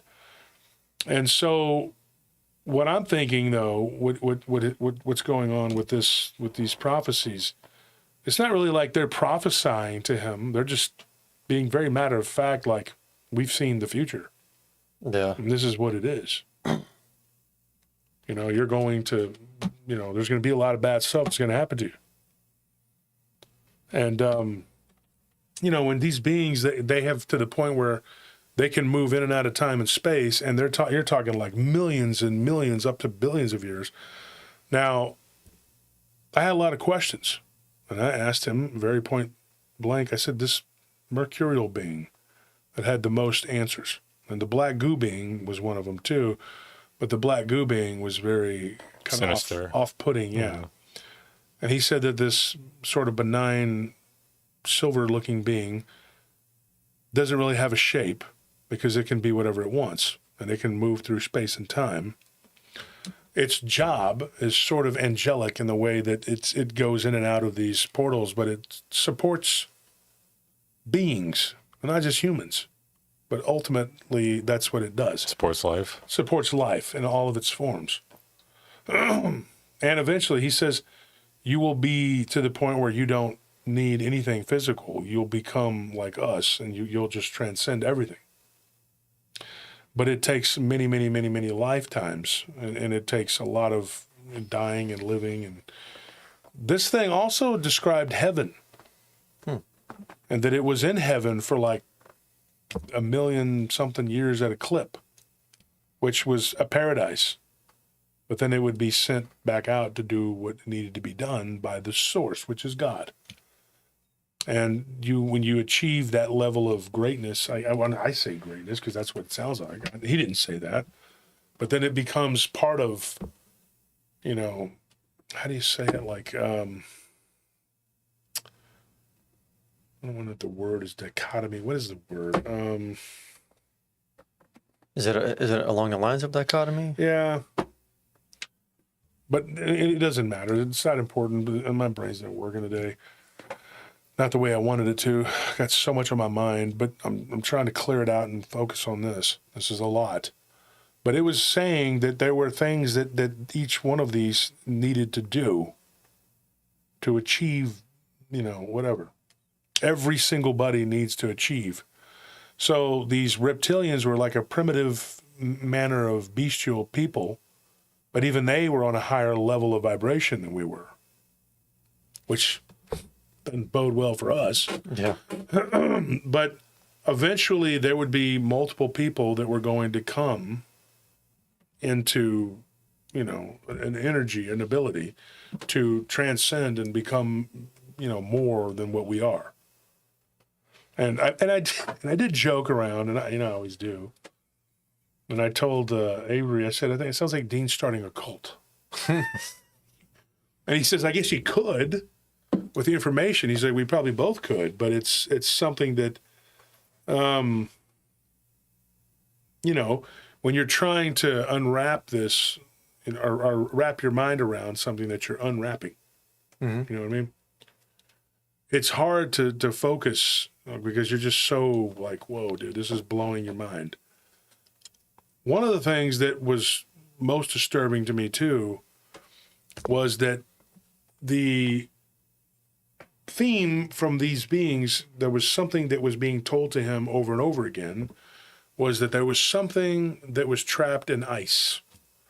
And they described it as a type of Leviathan type creature. There's one in the north, one in the south, and that these beings would eventually be freed, and that was going to be basically the death knell, because there would be a battle that would take place. They were a representative of evil, and whenever that happened, there was going to have to be a war, and that would decide the fate of the world. Well, doesn't sound too good, because according to what these lizard type beings said, we saw your world be destroyed. But it kind of moves into another world. But that it happened before. And get this. He was told this prior to this, right? Mm-hmm. That in 2012, the world was destroyed. And we were shifted into a parallel world that's an actual physical place, but that it was where the matrix was basically solidified, and that's what we're living in. Mm-hmm. Which would make sense because, and he said, look, I was told this before 2012, and that's why the Mayan calendar reads, backwards, like down to the end. And these beings told him, he says, yeah, your world's already been destroyed. We saw it happen, but for you, it hasn't happened yet. But you're not going to notice it. It's just going to be a shift. Now, prior to that, we know that there were people who were trying to, remote viewers, right? Mm-hmm. Psychics, people that were trying to see past 22. They couldn't. There were a lot of people that couldn't do it. And then all of a sudden, after 2012, then everybody went back to normal. No. We were thrown into, I'm not saying this is what I believe, this is what he was told, and this is what he told me, that we were thrown into an alternate reality. And this reality is like supposedly like a holding, it was supposed to be a holding place, a temporary place, not really home. That we were supposed to go into the next door or whatever. That's just slightly different. And then you join with your other self. Which is why some people have dual memories, which would make sense, right? Area Trance says their consciousness is multiple lights and stargates conjugating as a singular monadical mind. It's very possible.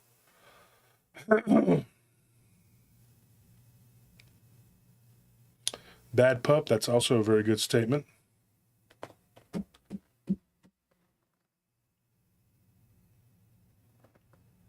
Corey Cole, no, I don't remember him saying anything about that. Very good questions. I could ask that and see what he says about it. I don't know. So the world was destroyed, mm-hmm. And when he asked the lizard people, the two salamander dudes, which is what they sounded like, they looked like, they were just like, you destroyed it. You destroyed everything. And he's like, our hive was destroyed along with it. We all shifted into another reality. And so it was humans that caused it somehow. But they did it at the behest of another race of beings. Because that race of beings has control over all the other beings. So I started thinking about when he was talking about it, it kind of reminded me of Ming the Merciless from Flash Gordon, one of my favorite movies. Yeah. He had control over all of those other beings, mm-hmm. and they were like, Hail Ming, hail ruler of the universe. Yeah. Because he could pretty much do what he wanted. Fall on your sword. And so according to those lizard beings, they are one of many, many different species of lizard being. One in particular is a vampiric race of lizard being that has control. And that they set about the business of destroying this world so that they could create an alternate world. But get this, that this world was originally a counterfeit world anyway, which is why it was destroyable. Yeah. So they moved us into another counterfeit world, which was more locked down and more controlled and more isolated, trying to move us further away from the ultimate creator, which is God. So, yeah, So lot it's to like we wrap your were mind around. plunged further into like a matrix within a matrix, Mm-hmm. basically.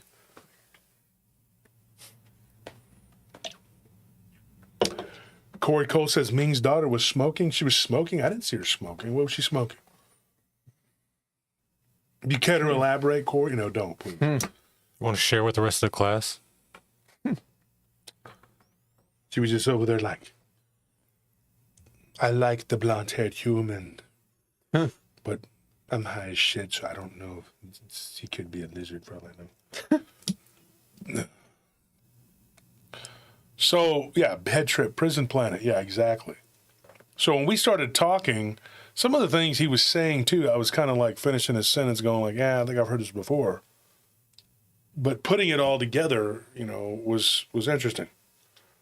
And then I gave my theories, and we just kind of bounced back and forth, you know. I tell you what would have been helpful if I could have got him and Avery on the phone at the same time. It would have been a big help. But, you know, the world does that, though. It makes you dislike people.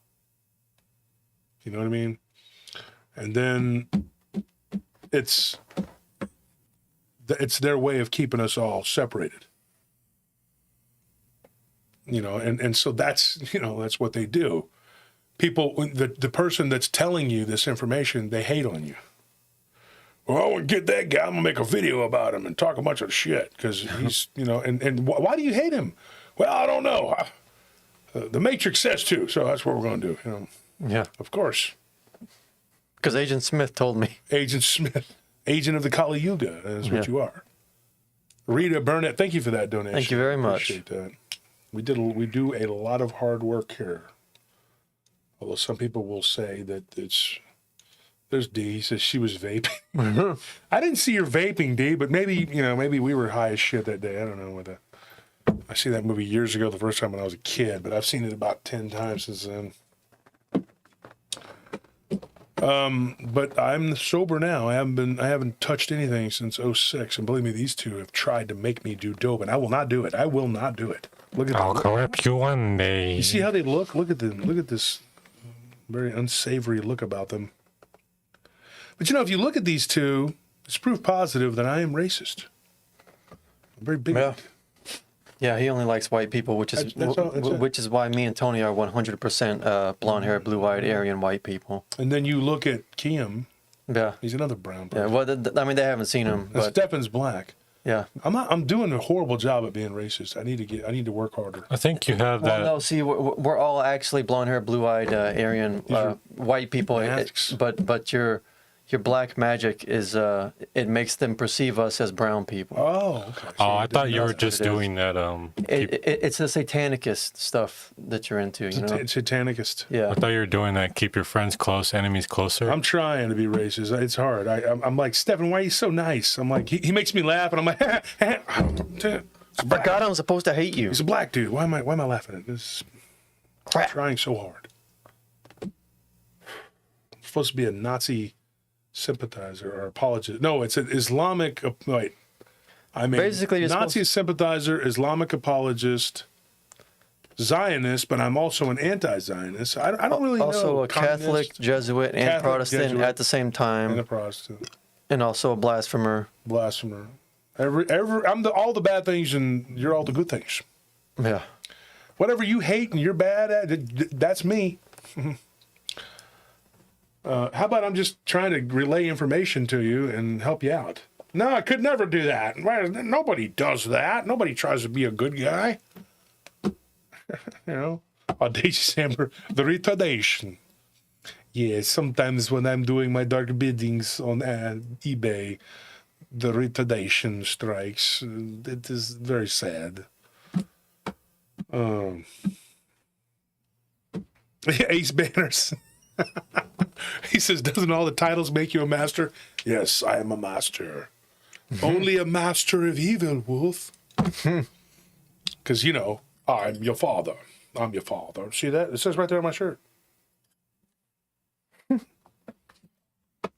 Well, I mean, if it's on your shirt, it has It's to be got to true. be true. It has to. That'd be true. A communist, Zionist, atheist, Nazi, whatever you say, they're going to take it out of context and make some bullshit out of it, so it doesn't matter. Lolo says Josh is a mystery. I am a man of mystery. But you got to have the Austin Powers teeth for that, though. Yeah. You got to be like, yeah, baby, yeah. But they got to be more yellow. Yeah. I too like to live dangerously. He Dangerous is my the middle most dangerous man in the world. Danger is my middle name. Let's say we have a shag. What say you? You got to have them further apart. Hey! Oh, Kelly. Kelly Sanders, thank you for that donation. That's a cute little thingy there. JD, thank you for that donation. Two Shadow. This is the part that makes all them mad, too. You give your money. I do research. I know stuff. I'm smart. Yes, you are, buddy. Keep banging on that sawhorse with that hammer. Yeah. Eventually, you'll break it. And they won't be useful to anyone. Well, we got to do that. You got to do the shackles. That's a 2-second clip, but you'll find it and All right, we're not mentioning people. yeah.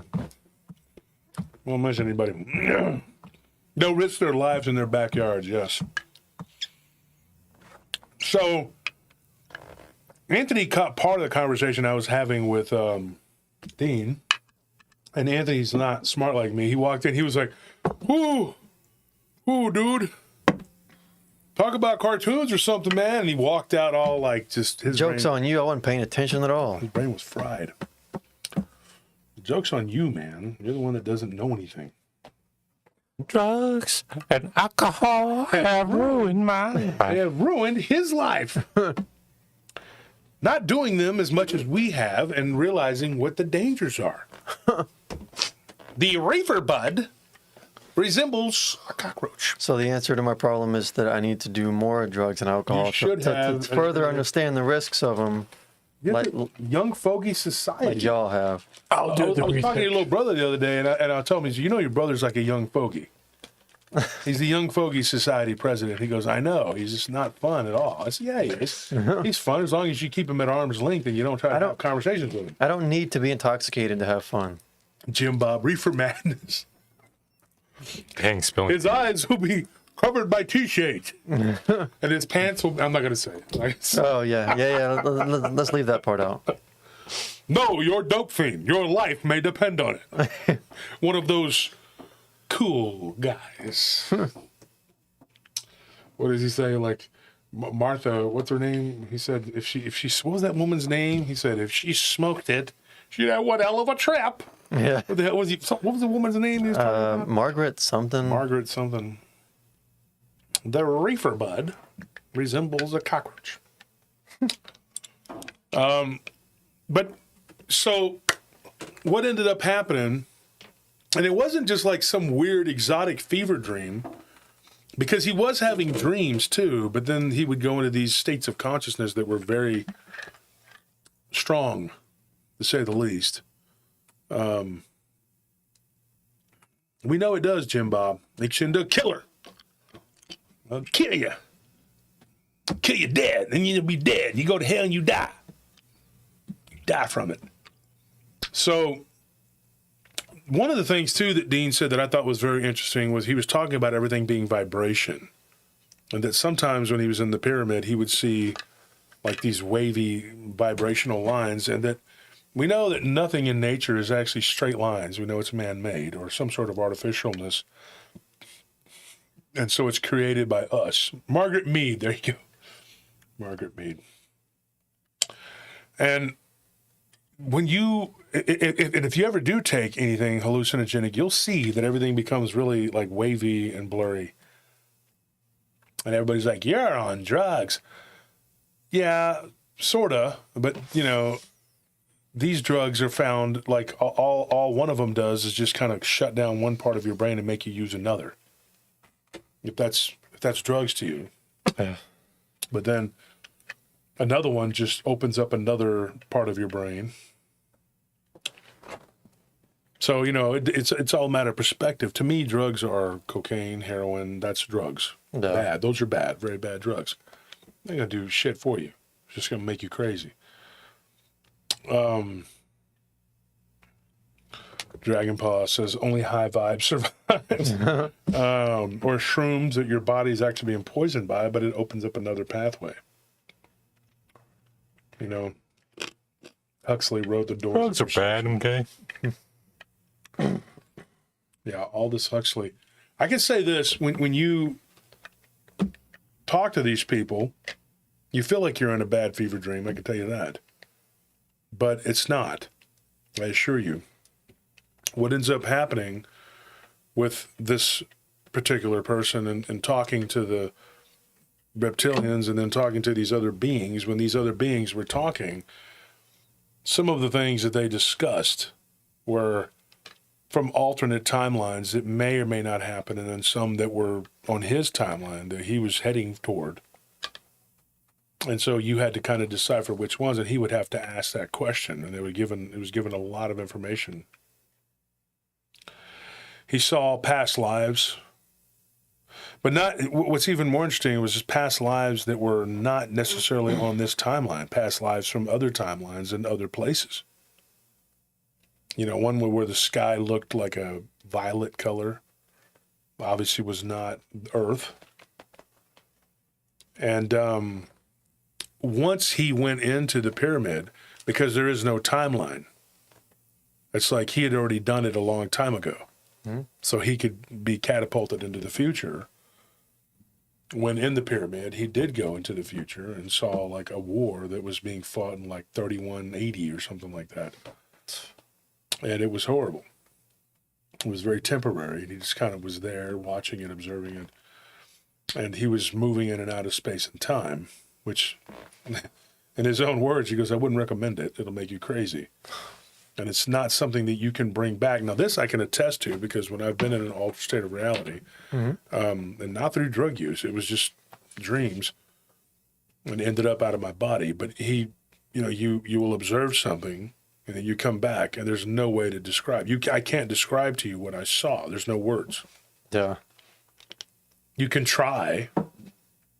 Yeah, I've had like understandings of things like in I guess it was a dream, but I was probably out of my body.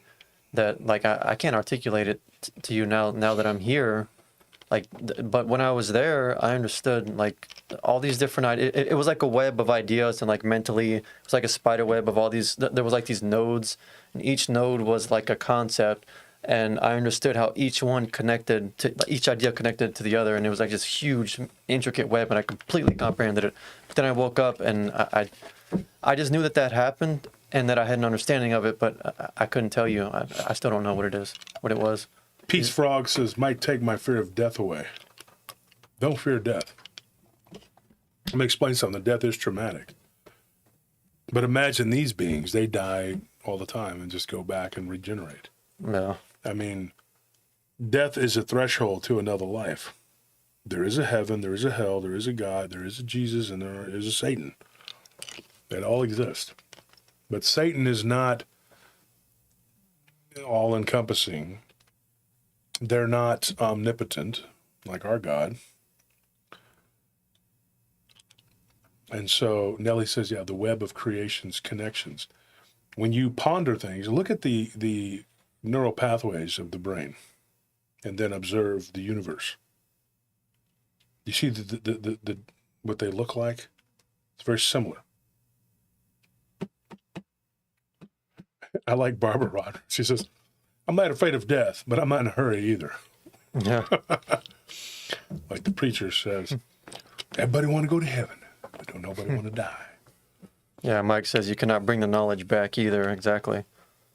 There is no way to do it. I can try to tell you, and all it will be is fuel for my enemies to call me crazy and say all kinds of dumb shit.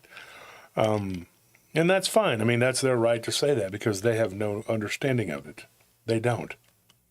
And I would be totally okay with that if they actually believed the way that they claim to.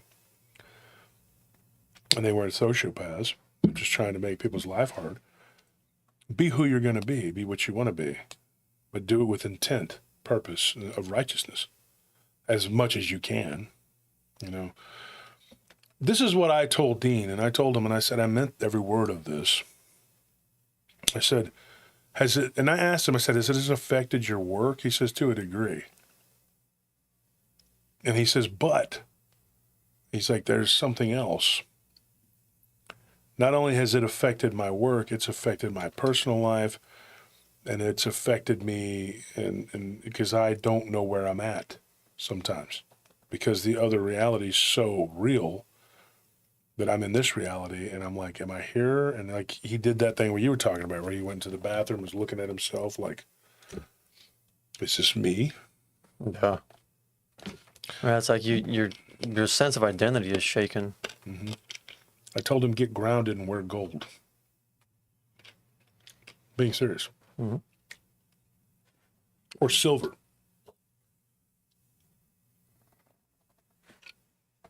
It's not just purification metal. There's more to it. The last thing that really I think it's very important to bring up,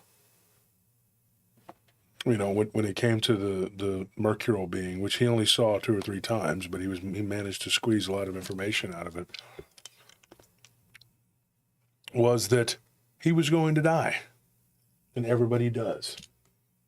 And it was up to him, you know, after he was, you know, out of his body, this being told him he didn't have to go to heaven or hell, but that would be the final judgment. It would be up to God, because everyone would be judged. And it's like a nexus point where everyone has to go. But the judgment is happening at all times, you know. And when some people, they believe that when they pass away, that immediately you're judged, whatever. But we talked about that too, about what happens. You're dragged by something because you're not under the protection of Christ. You're dragged to a torment, a realm of torment. Not necessarily, it's a form of hell, but it's not the end. It's not the be-all, end-all. Because everyone, think about it, a Roman soldier dies outside of Christ 2,000 years ago. So he's been in hell all this time, and you're not, and then you die tomorrow and you go to hell. Why did he have to suffer 2,000 years longer than you? Unless there's some sort of pattern there. Mm-hmm. Does that make any sense? Or why did your great aunt die before you and she went to heaven and she got to be in heaven longer than you? People don't think about these things. Yeah. It doesn't cross your mind. I mean, we don't know what happens after we die. So, I mean, like, because everybody's got a different thing. Yeah. There's people that have died and they've been told to come back. And in fact, your brother-in-law's cousin Mm-hmm. who died. And he said that he was pushed back into his body by beings of light. Yeah. My mom. Yeah. Our field captain, our patrol captain, she died during childbirth. She came back, she could see spirits. She can even talk to them, but she chooses not to. So when you look at death, everybody thinks, oh, this is it. This is the divine judgment, whatever. Not necessarily. It just seems kind of, in a way, selfish. Just like, oh, you thought your death would be the divine judgment? Mm-hmm. Like that would bring it about? It's like it's Yeah, a I don't know constant that thing. that we're judged immediately after we die anyway. No, you will be judged. Yeah, but But it's not necessarily instantaneous. Yeah. That's why when people say that they were taken to hell and they were shown this and seen that, whatever, like I said, they were dragged down by an evil entity Mm-hmm. that was being opportunistic. And you were taken there. One guy told me a story about how he was taken to hell because he was dying because he had snorted meth, And in his own words, he's like, I wasn't a meth head. I'm not going to say his name. He's a listener of the show. And he died on the floor of the bathroom of his friend's apartment, looking at himself in the mirror. They had to come. His heart was racing so fast that he went into cardiac arrest. They jump-started him. He had a black winged entity that stepped on his head and was, in his own words, he was on fire and drowning at the same time. And this thing was laughing and said, you're going to die, and I'm taking you with me to a place of torture. And luckily he lived, and then he got his life right with God. So I gave Dean some homework, and we'll see what he says. I told him to ask these beings, and he hasn't dreamed about it in 4 months. So, or I'm sorry, 4 weeks. It's been a month. So we'll see what happens, because I gave him some questions to ask. I said, well, if you got some more questions, let's answer them. We're headed for a real doozy of a time. It's not good what's coming. Yeah. And we're basically giving away our world. We already gave it away once, and now we're giving them more power, because the matrix only works if you believe and you let them have it, because you could control this and get back to where you need to be. Some people call this world the school where you learn, right? And some people call this a prison. Like, it's not, it's both. What I think, I think that it's a place of torment that's the prequel. When we had this situation that happened recently, there was a prelude to it with one individual we thought was the culprit, and then it turned out to be somebody behind that person. That's what happens, not to quote Star Wars, but the Clone Wars was just the smokescreen war, the prelude to what was to come, to where the Emperor seized power. And that's where we're at right now. It's a prelude. So whenever people try to tell you or knock you off your path, you just, let them know, hey, I know where I want to be, and it's not where you want me to be.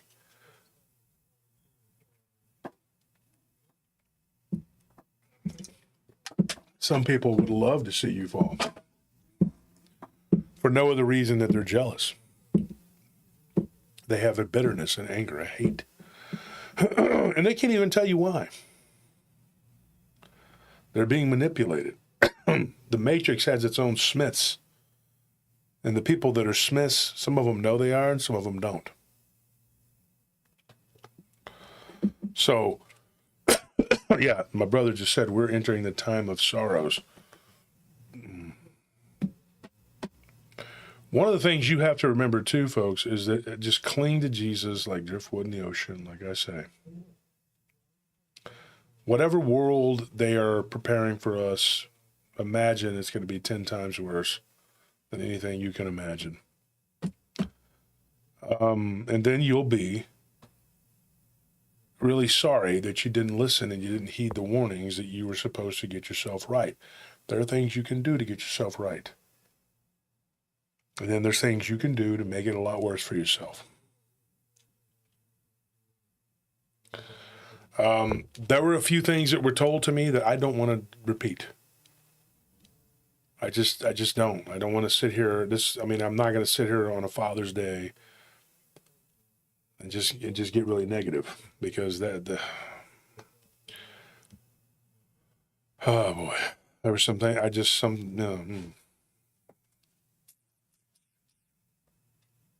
thought maybe we could talk about it. I don't think it's a good idea. We'll get to it at some point, but not tonight.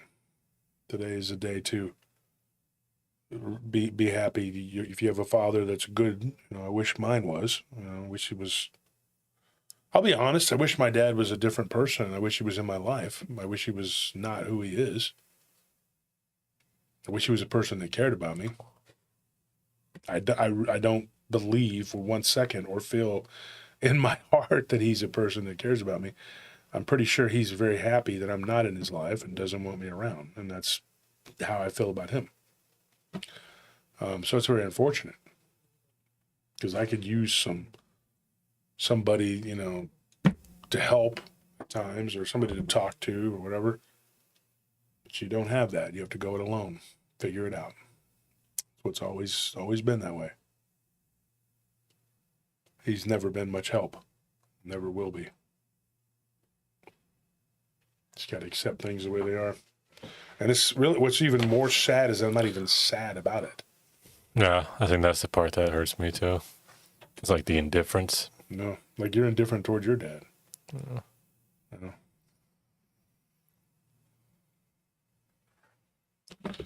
So, you know. I was thinking about calling my mom, calling it, saying Happy Father's Day to her more than my own dad. Yeah. Yeah, I have a couple uncles that were more dads. I had so damn busy today, I didn't even get a chance to call them. I was going to say I'll call them tomorrow, but I got a lot going on tomorrow. Oh, well. So anyway, not to get depressing, but anyway, the things that were talked about, you know, that were shown to this guy. But there was something else I wanted to discuss, and this is a story. He had something follow him out of the pyramid when he was dreaming about it. And this thing looked like a short, muzzled dog, kind of like a dog. Didn't look wolf-like, he said, but it had wings, and it was on 4 legs. And the paws were very large and oversized, and it crawled into his bedroom and up to his bed when he was asleep, and he woke up and he stared at it, and it stared at him. And it didn't do anything vile or evil or act demonic. It just kind of was like looking at him, kind of observing him, turning its head side to side, and then just was like, and it was gone. And I asked him, you know, Mark Beazle says, Josh, it's never too late to try and have some kind of better relationship with your father. Well, you tell him that. But anyway, this thing sort of vibrated and was gone.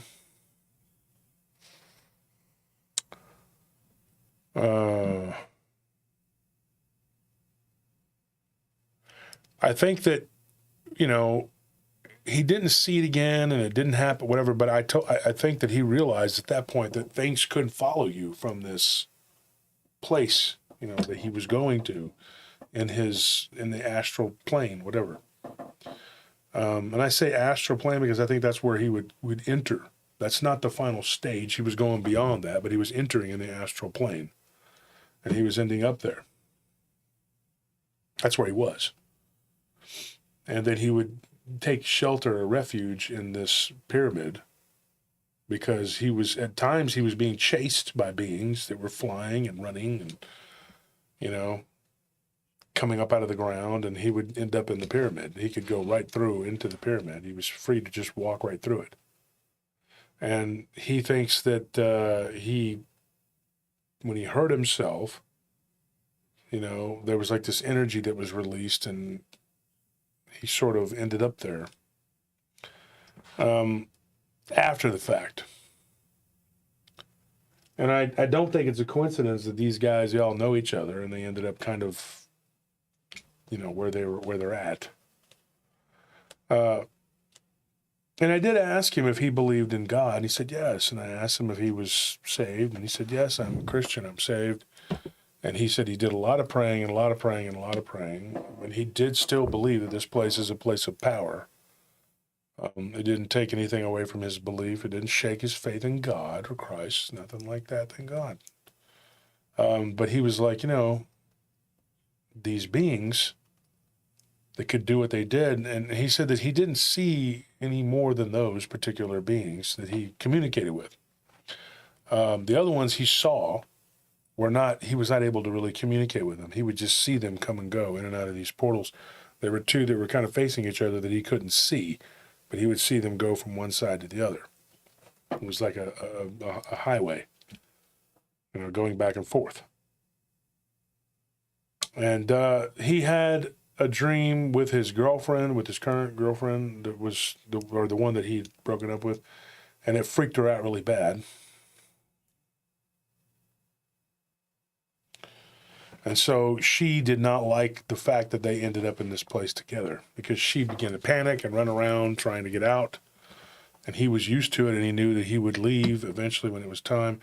She did not look at it as a place of learning or a time to heal or anything else, or to gain knowledge. It was just panic. But in his own words, she's a very superficial person and very grounded in the physical and not interested in learning anything. Not at all. She's very, in his words, 90210. That's what he said. So it was like, this is what she is. That's who she is. He's like, that relationship had gone as far as it could go. And he's like, and I was not interested in being with a very superficial person who did not understand the nature of reality and was not interested in learning about the nature of reality. And he said, dude, it's just, very shallow. And when you're with somebody like that, it takes its toll, because you're unevenly yoked. And like, that's why, it's like they're a parasite kind of, because they're draining your kind of joy in life. Mm-hmm. Jose, yes. So he was chosen, yes. When you have a person who, like with me and my wife, I don't feel like I'm unevenly yoked. No, it's like I often say, you two are puzzle pieces that just perfectly kind of fit together. Yeah. I mean, it's pretty nice to see when you guys are in sync. It's in sync. Not to be confused with the Backstreet Boys. It's in sync. And not to be confused with where you do your dishes. That's in a sink.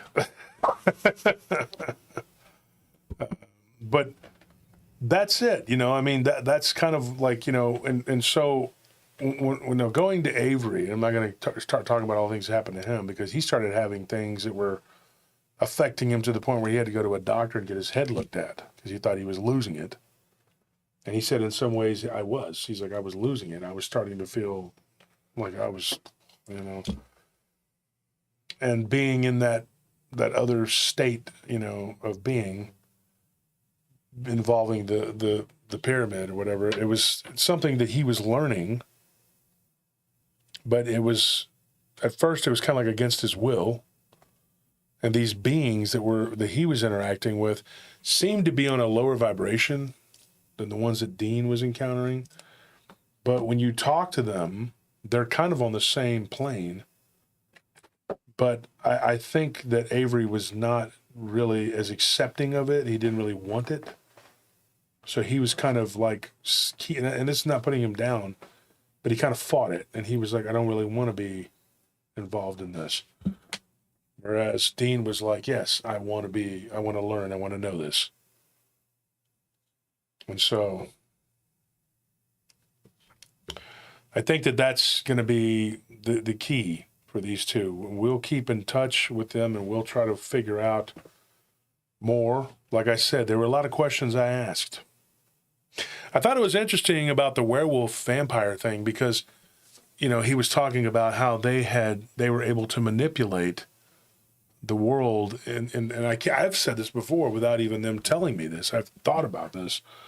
That they have an ability, they know the cheat codes, or they learn some of the cheat codes, so they use them, and then they look like they're some sort of super-powered beings. But if you've ever played a video game and you're invincible, you have the invincibility, and you're just running, it happened in Fable. You played the game Fable? Where you become so powerful, you can, and then eventually you kill everything in the world. Mm-hmm. Yeah, the whole world, you kill everything, and it's just you running around from town to town. And there's only a few of those guards that respawn, and then you can kill them again, and then that's it. You're so evil in the game that you've actually killed everything. Because I've done it both ways. I played it completely where you're good, completely where you're evil. I had a Lord of the Rings game kind of like that too. I don't remember the name of it, but it was you could play as the good guys and you could play as the bad guys, and we never did play as the bad guys. We just played as the good guys because I could never see myself being an orc and being on that team. Big Man nasty flesh. monster. I'm not into that. Whatever. But I think some people choose to be evil, and then there's others that are just wearing a hat. They just want to be, they're role playing. Just trying to fit in. Some of these beings, I really think that they're not necessarily good or evil. We're told that to stay away from them regardless because you don't know. Yeah, I think like they're just neutral, but that neutrality means like they're very volatile. They could just be whatever they want. Yeah. They just- Unpredictable. Yeah, very unpredictable is a They better just word. put on a hat and they say, this is what we are, and that's it. You know, and so It's like that saying, like an honest enemy is better than a disloyal friend. It's where, like, you know, with those evil beings, at least you know exactly what you're getting with them. They're just going to want to do bad. The neutral ones, you have no idea what their intentions are. yeah. Missy Bash says, do today's vampires, what do you mean today's vampires? Explain. Not exactly sure what you're saying there. I'd say, she says, Ace says most are energy vampires. I agree with that, but what I'm talking about. I think she's like asking if there's vampires, like in actuality, Yeah. or if there are just no, they cold are people. actually vampires. This is not no Twilight or some goth bullshit. I'm talking about these dudes were serious. When they say the blood is the life, that's what they are. That's what they mean. And what they do is they take it from you.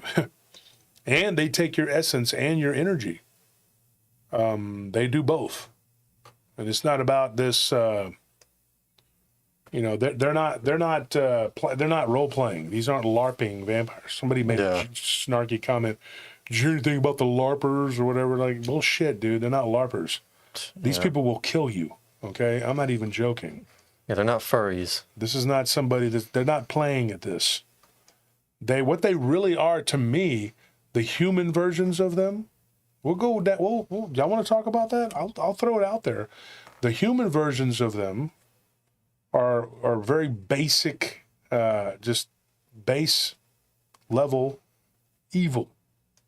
That's what they are. They are evil, sociopathic beings who were born in this world as a human, who sought out power, and they found it, and they use that to manipulate, to kill, destroy, and steal. And they have a meeting place, which they call a temple, and they have other places that they control, and they like live two lives. They pretend to be us, but then they're also, and they have a demonic attachment to them called the others, and that's basically their soul friend or whatever the hell they call themselves. They drink blood, and then they kill people. That's what they do. And they have a power that they can summon from this attachment that it literally attaches to their lower back and the top of their spine. That's what we were told. And then they use that to manipulate and to do all kinds of things. And it's almost like they have a superhuman ability that we don't possess. They're super strong, super fast, super whatever. But they're helpless, and they age quickly if the other leaves them. They don't age like we do. It takes years for them to look different than us. And then they use adrenochrome too. That's one of their little snacks, the pineal gland. Werewolves, same thing. They just become a vicious killing machine. And they give themselves over to a more bestial nature, but it's still a controlled chaos. And they kill. That's what they do. And they drink blood and eat flesh. This is not a joke. When people think it's some kind of joke, it's not. Now, there is an ancient race of being that an abductee of all things told us about, that they saw on either a ship or I've said this before, or it was a facility. And there was this thing behind inside these cages, but they were clear see-through cages. They were like, and I still don't know if they were like some sort of plexiglass or if they were some sort of energy cage or whatever.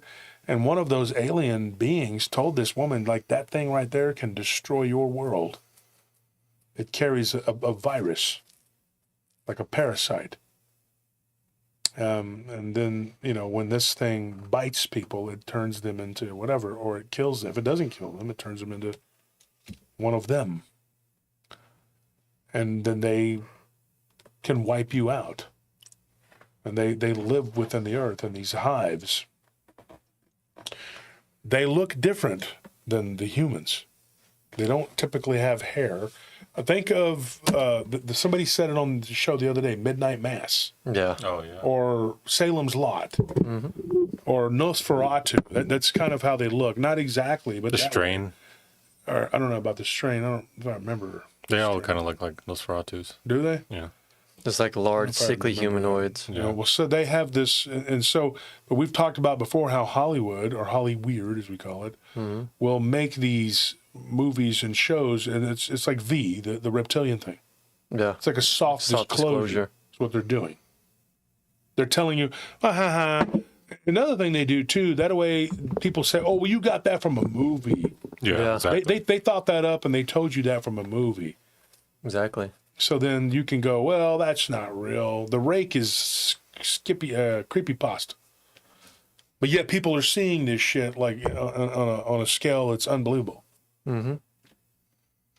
And then you have these dumbasses that'll come out and be like, oh, this guy believes in vampire. Well, it's like they're beating you to the punch, because if they can fictionalize something that's actually real, that they're actually doing, and then someone says, hey, this is what they're doing, they're like, oh yeah, you watch that movie. It's like it's so insidious, you know. But it's smart from their perspective. It's a strategy, you know. Jason Broussard says, I recognize how wicked this world is on every level. Bring it, my Lord and Savior says, fear not. That's right. And I've had several people. I'll say one person in particular was kind of pushing it. You know, you need to stop talking about these vampires. They're very real. I've seen one, and then they're going to come after you. And I was like, let them. Who gives a shit? I'm not giving them permission to do anything to me, and I'm not afraid of them. Now, do I want to pick a fight with them? No, I don't want to. Do I want a werewolf or a vampire type entity coming at me? No, I do not. But if it's going to happen, it's going to happen. You can't live your life based, in fear. Mm-hmm. And I have had some weird people say some weird stuff. What are you going to do? Walk around kicking rocks? You can't live your life like that. Spillin' T says, Wolf, how often do you suppose people with back and neck pains have attachments? I think that's a very possible thing. I know people who felt like they had pain and they were spiritually, demonically oppressed because they do attach themselves to you. They like to hitch a ride and use you, if they can.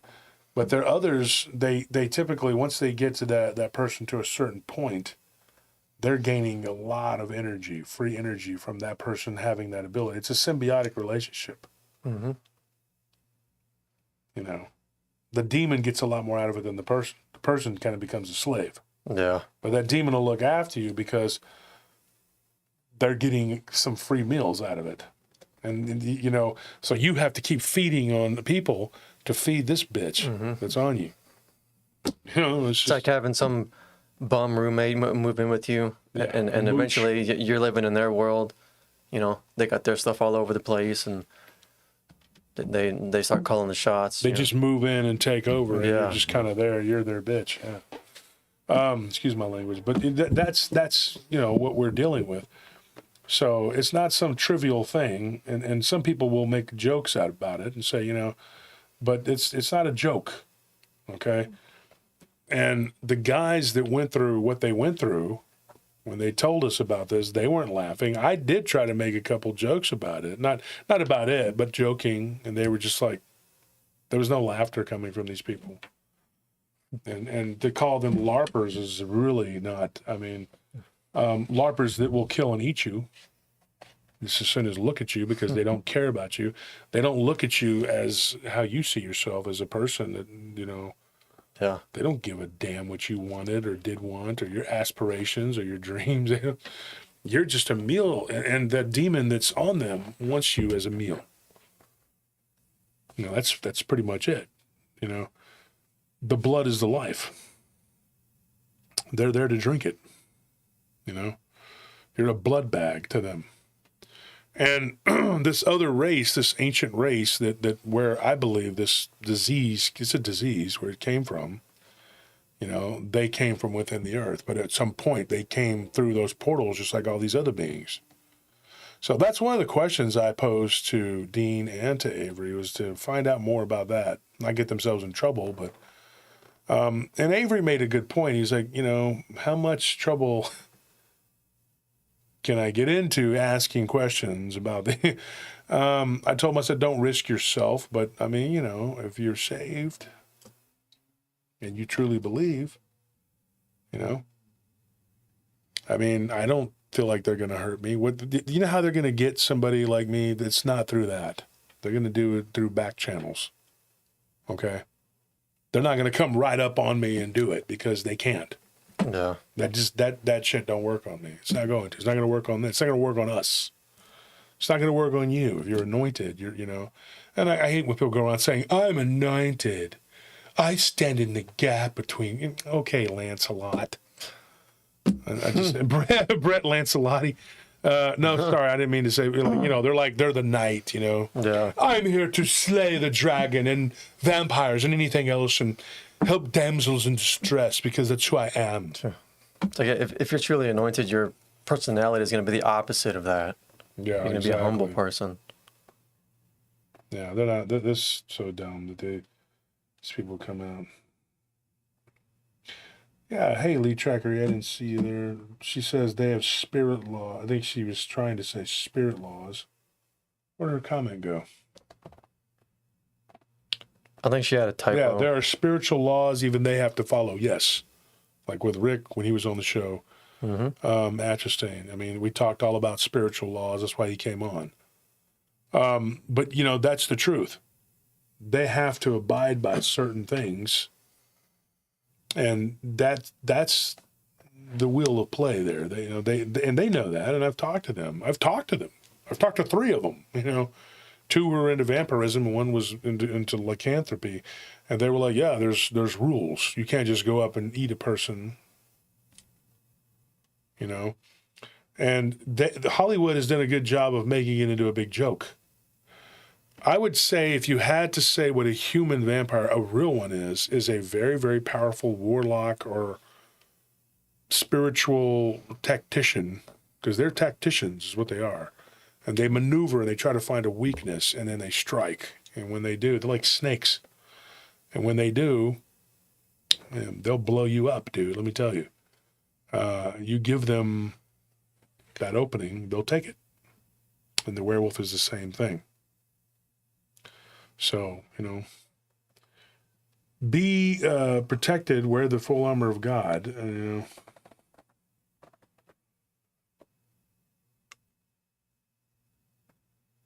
Kevin Clark says, this is very good research. Wolf the parasite is called a worm.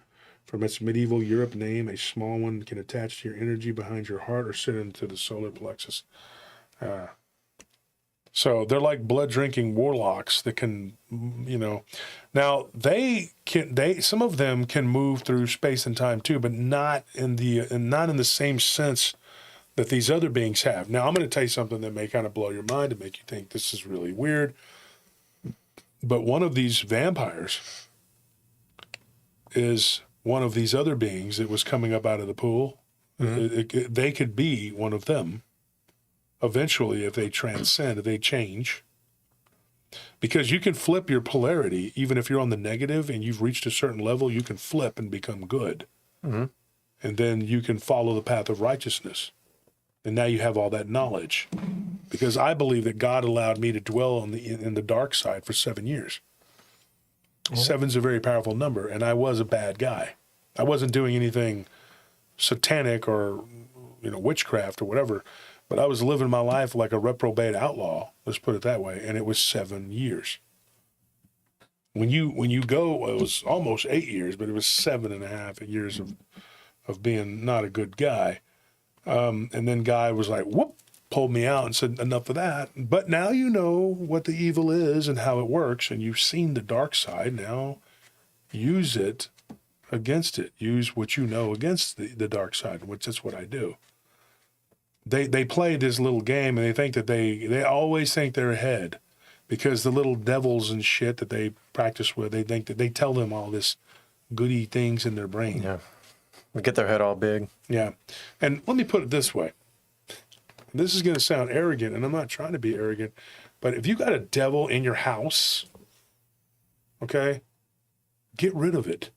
You can get rid of it. I mean, because if it's low level enough that it's bothering to come to be to you and look like a humanoid shape or whatever, that's not a big dog. They may go get one that if it becomes bad enough and the battle, if they feel like the battle's worth it, they'll go get one of their little chiefs to come and deal with you or whatever. That can happen too, but you can whip its ass too. You know, because you have God. Excuse my language, that's my vice. Sometimes I say bad words. But that's what you got to do. You know, you got to get rid of them. And you got to do what you have to do. Because, you know, you got to remember, you have power over them. Christ goes around and 80 times in the Bible and calls himself the Son of Man. Do you know why? 2 reasons. One, because he was born of Mary, who was mankind,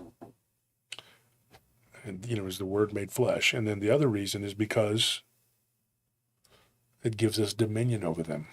The demons don't like that, and they don't call him that. They call him the Son of God.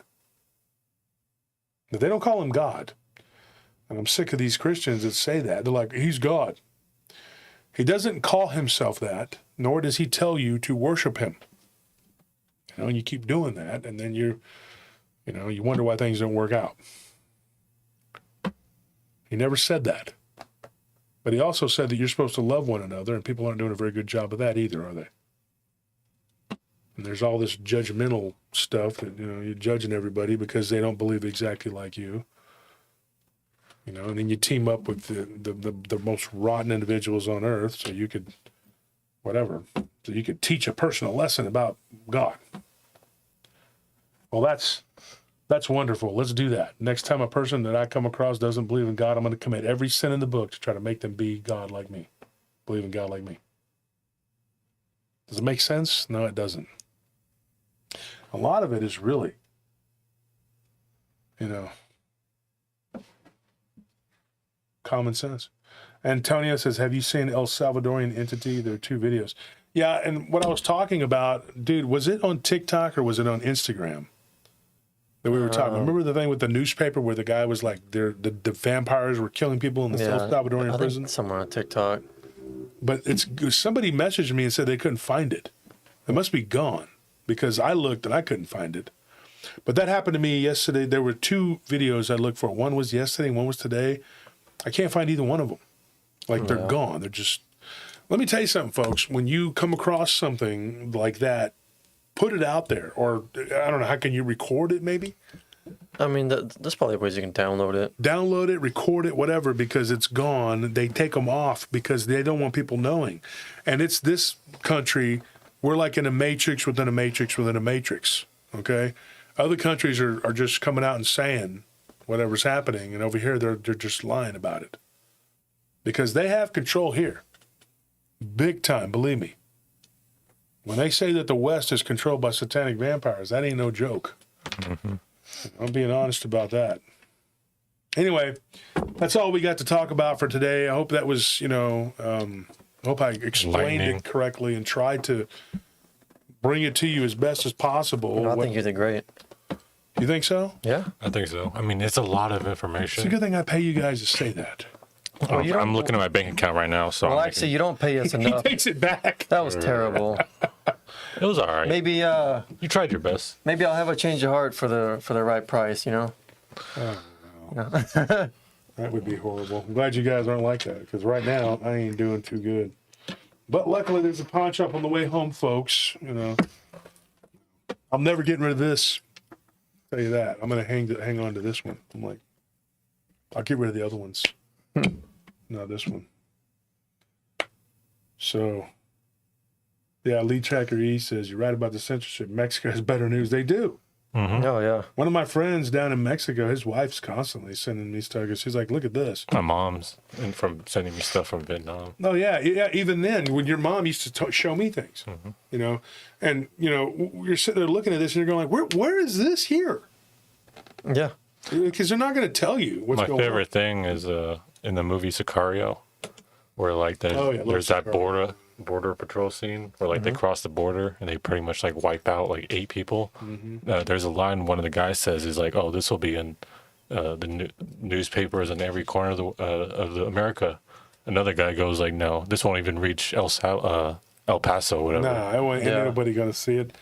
Yeah, South and Central American news, that they just show everything. Those movies are good. Those are really good movies. Whenever they play the music, you know, that music they play when they're doing what they do, it's like, yeah, it's really powerful. Yeah, and you know, it's what's happening around the world. So yeah, when you go down the rabbit hole, just remember to come back. All right, don't let it take you too far down, because if you can't handle it, you can't handle it. That's why we're going baby steps, taking a step at a time. We're not just running down there. You know, we got to. And if what we talked about tonight sounded odd to you or strange to you, whatever, just remember, you know, you're learning along with me. I'm learning too. But there's some people out there who all they're doing is watching this so they can pick it apart and make fun and try to throw you off. That's what they want. They want to throw you off of what you're learning. For no other reason than their own jealousy or their own insane... When they really think that they're following their own agenda, but they're really just following something that's on them that they don't even understand. Agents of the Kali Yuga, furthering the destruction of everyone. And just when you thought you hit the bottom of the barrel, it just keeps going. We recently watched The Matrix. This reminds me of those Matrix cops. Yeah, Or the like- agents. Yeah. No, not the agents. The literal cops in there who like always Oh. help the agents. Yeah.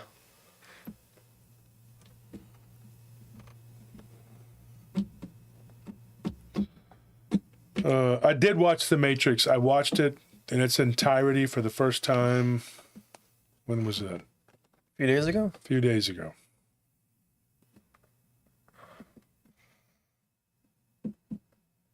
We also watched Gladiator again. I forgot how good the movie was. Yeah, the director's cut. Yeah, the director's cut. That's right. Wow. Even that first battle is really good. Oh, yeah. Yeah, D says the barrel is bottomless. Yeah, I'm starting to think that. All right, man. So, folks, thank you for tuning in to Paranormal Roundtable. Thank you to everybody who donated, especially Rita Burnett, and always coming through. One of our big donors. We've had to, you know, get some home runs. We used to get a lot of base hits, and now I think people are sitting back waiting for the home run. But, you know, if it doesn't come, well. But thank you, Rita. You always hit a home run for us. We appreciate that so much. Always coming through. Her and a few others that are just on like spot on.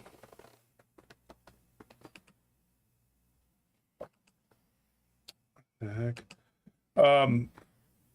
Doing things on location is going to have to wait until the end of July when we can get moved. And we are being harassed big time by our neighbor who's been just reporting every little thing he can. It's just HOA nightmare. He is a horrible person, dude. I mean, I'm talking a horrible person. And I don't care about that guy. I'm going to try to ignore him until we can move away from him.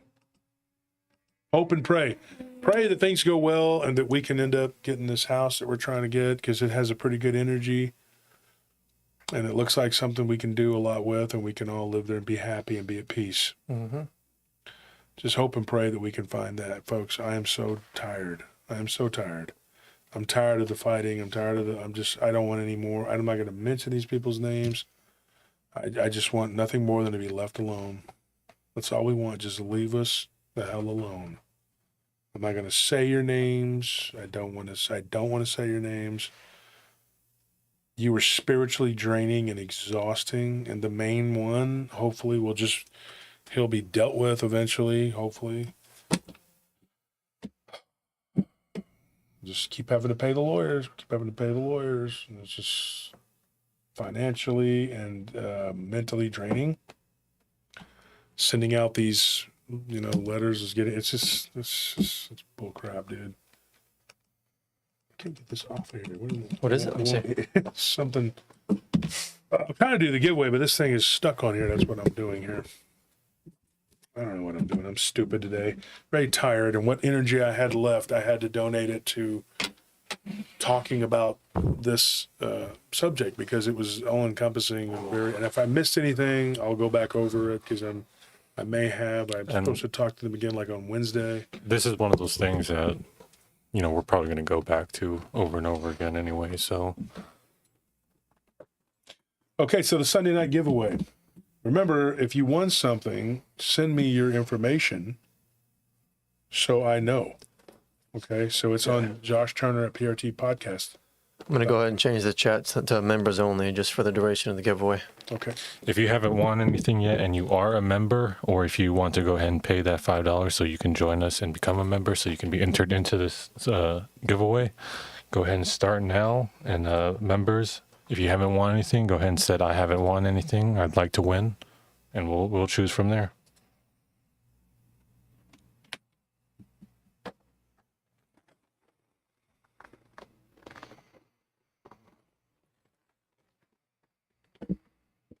You guys can start. We're just going to wait for the chat to fit on a little more. All right, so how many people are we picking? 3. 3? Okay. So 1 for each. Yeah. All right. So mine. I'm gonna pick the first person who spoke up. Betsy Barnacle. Is that? Yeah. Betsy Barnacle. So Betsy, congratulations, you won. Just send an email with your mailing information, your name, shirt size, to Josh Turner at PRTpodcast.com, and whenever we put the camera back on Wolf, it's gonna be scrolling above his head. So. Do we have for the shirts? Gifted. Yeah. I believe so. Go run in there, Tony, or get you closer to the storage room. Run in there and get 3 different shirts of different kinds, and let's go through each one and see what we got. And Magua will show you the way.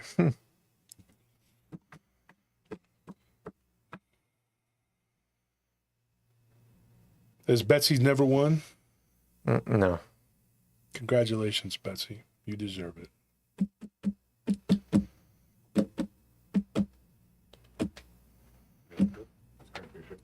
Yeah, just hold one up and say, do we have do those all have the different sizes?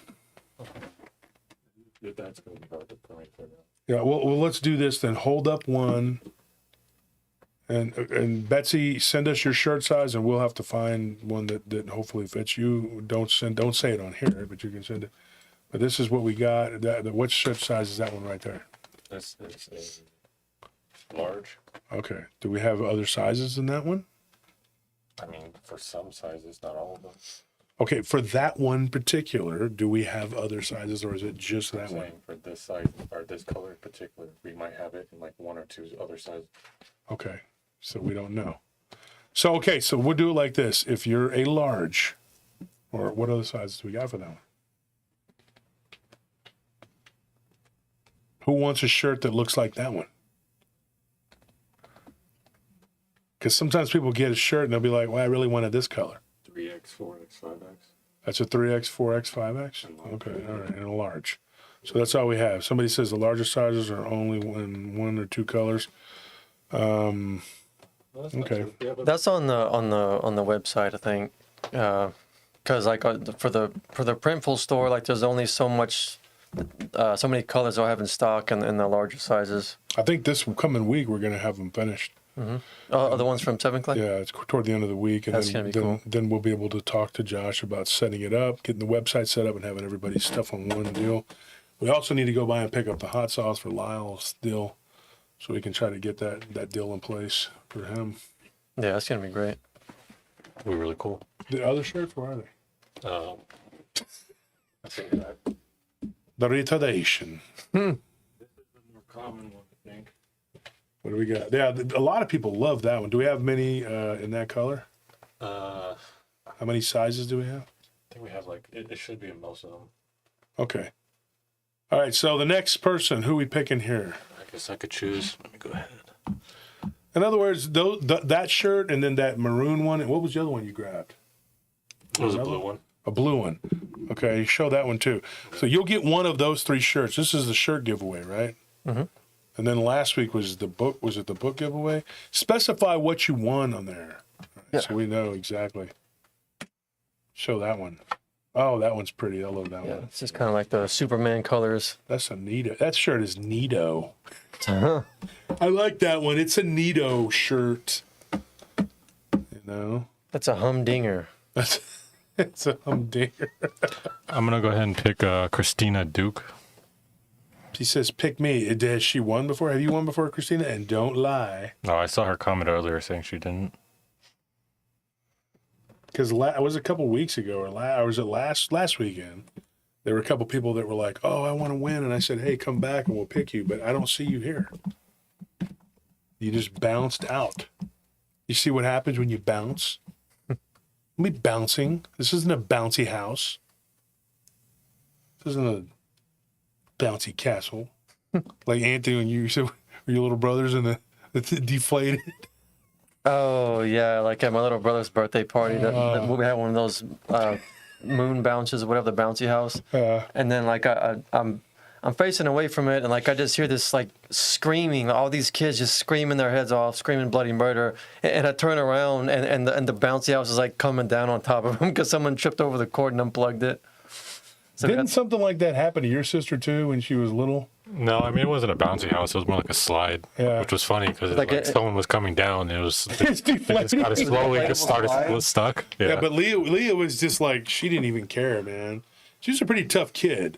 Because I remember we went to Chuck E. Cheese or whatever, and she was like throwing karate kicks and throwing balls at the other kids. And I was like, hey, come on now.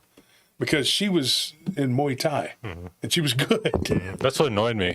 It was like, she was in Muay Thai taking kicks and, punches and stuff like that. But then, I'll be with her and I'll accidentally trip her, and then she'll start crying and making a big fuss. Yeah, she should like when you threw the water at her, and she went, she went straight down, man. And Chad was like, he threw the water at her and hit her, and she went straight down. I was like, He could have broke her back. Do you not know that water? I mean, like it was. I love her to death, but she could play the role, man. And I was like, Chad, you were so ridiculous, man. It was always so one-sided. But she panned out pretty good. She's a good kid. Mm-hmm. So, Mike Turner, thank you for that donation. We appreciate that, Mike. Mike's my brother from another mother, just like Curtis Turner, no relation, but we're all Turners. Pick like 6 people and then have them Thunderdome battle for the prize. It helps boost cult morale, except for the ones that have to go through it, I guess, right? Thunderdome, 6 paratroopers enter, 3 come out, I guess. Would it be 3? Unless it's a Royal Rumble of some kind. So I guess So it's one my turn person to gets pick? 6 prizes. Yeah, exactly. You just get 6 shirts, and they're all the same one. The saying Paula Campbell's been mentioned multiple times and never won. Really? Uh-huh. Where is she? She's in here. She's a member somewhere here. Because Summer Side of Life says, I never won, and yet I keep trying. Paula, have you won? Fruition. That's what our rulers want. That's what they want. Blood. Paula Campbell says, no. Would you like to win? Paradome, try and survive. Exactly. There you go. She just said no again, but Okay. Well, then I'll pick Summer Side of Life then. no, that is because the first time she just put in instead of no. Shut up, dude. I'm messing with her. Right? I'm trying to play, and you're over here ruining it. I'm sick and tired of these little bastards ruining everything. That's why I can't even do the boots on ground investigation, because these people will make me step on sticks and think they're snakes, and then I shit myself.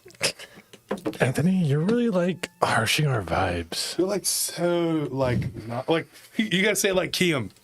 You're like totally like not like I'm not feeling the vibe. Like I don't know, like like I low don't key, feel. not Thor. You're really harsh. I'm like today. low key, like I'm a Brahmin, and you're like totally like screwing up my vibe, dude. Seriously. I can't work in these conditions. Stop poker for the shirt you are wearing. Hey man, I'm your father. I'm your father. I'm your father. So we're gonna do tonight. We're gonna do something a little different. We're just gonna pick Paula. You'll win, and then we'll pick who was the other one that wanted to be Summer Side of Life. You win too. How about that? 2 of you. I picked 2. And then we'll get them, hopefully we'll get them mailed out tomorrow. We're going to try and get it done. But we got 3 people who are saying they didn't get their stuff. So I'm going to have a talk with the owner tomorrow if I can get in there enough time because I have a million things to do tomorrow. Pray for me. Myself and my wife both have a doctor's appointment tomorrow. So coincidence, we've been under spiritual attack for months. So pray that things go well. Please give us some prayers. We could use it. And then pray that we can find a place to live because otherwise we'll be homeless. And then we'll be doing our show out of my truck. I'll be there in the truck. Hey, folks, welcome, holding the phone. Yeah. Welcome to Paranormal Roundtable. We're going to talk a little bit here. Okay, see how we're doing here. So there's 4 people that won tonight, right? 4 people instead of 3. 4. So send me your information. Do it now because by tomorrow we mail out. And if you've won and haven't received your package, just please, right now, send an email pertaining to that saying I won and I haven't received my stuff. And then just resend your info and we'll talk to the postal people about it and we'll get your stuff sent out. Okay? We're going to fix it. And if you're a moderator and you have not gotten anything from us, give us your information and tell me I want my stuff now. Okay? Because I'm a moderator and you deserve it. I don't know, Brett, did that... The email address is scrolling above Wolf's head, and it's also in the description of the video. Josh Turner at PRTpodcast.com. I would send it right now before we leave. That's the best way to get your stuff. I only see one person right now. Betsy did it. Betsy Barnacle. She's the only one so far. I want to do it now before we leave because you got to do your due diligence if you want to get your stuff. We'll probably be mailing off on Tuesday. I'll be honest. Did you take it off of members only?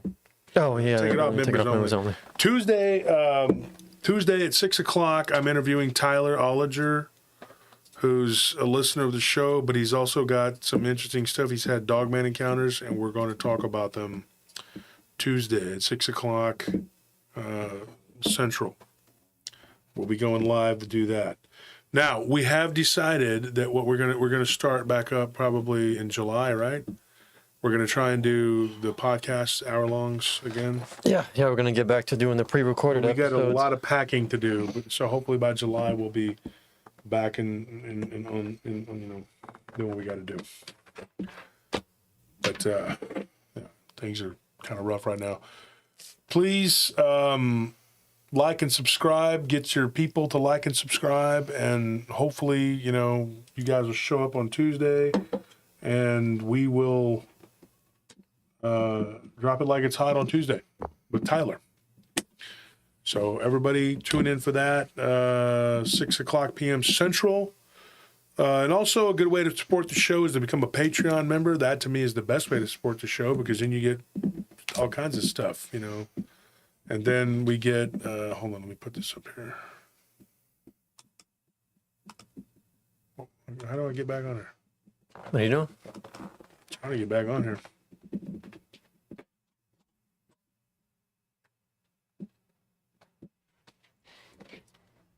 Mike, thank you for that donation. He says, "Hi, PRT family. I have not replied. Thank you, because I have not been made a member." Oh, yeah. You can chat now, Mike. The chat's not on members only anymore. Yeah, it's not on members only or whatever.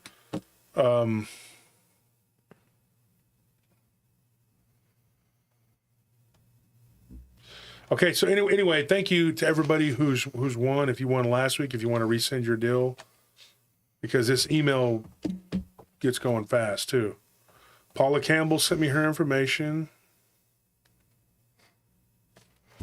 Missy, go ahead and send your information. You haven't gotten your stuff yet. Mike Hunt, he sent his for last week. That's good. Two Shadows. Yours, I think you won last week too, or something like that.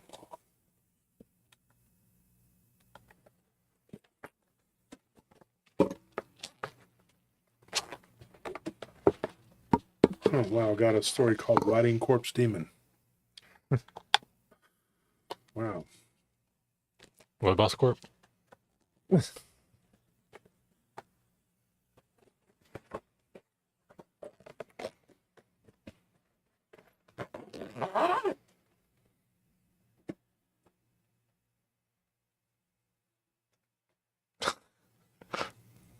There's still people who confuse me and you. Okay, folks. So thank you for tuning in and making PRT what it is. Please get your friends and family and whoever else to like and subscribe and come and listen. And thank you for everybody who donated. Thank you for everybody. Let's play the outro and See you next time, guys. see you soon.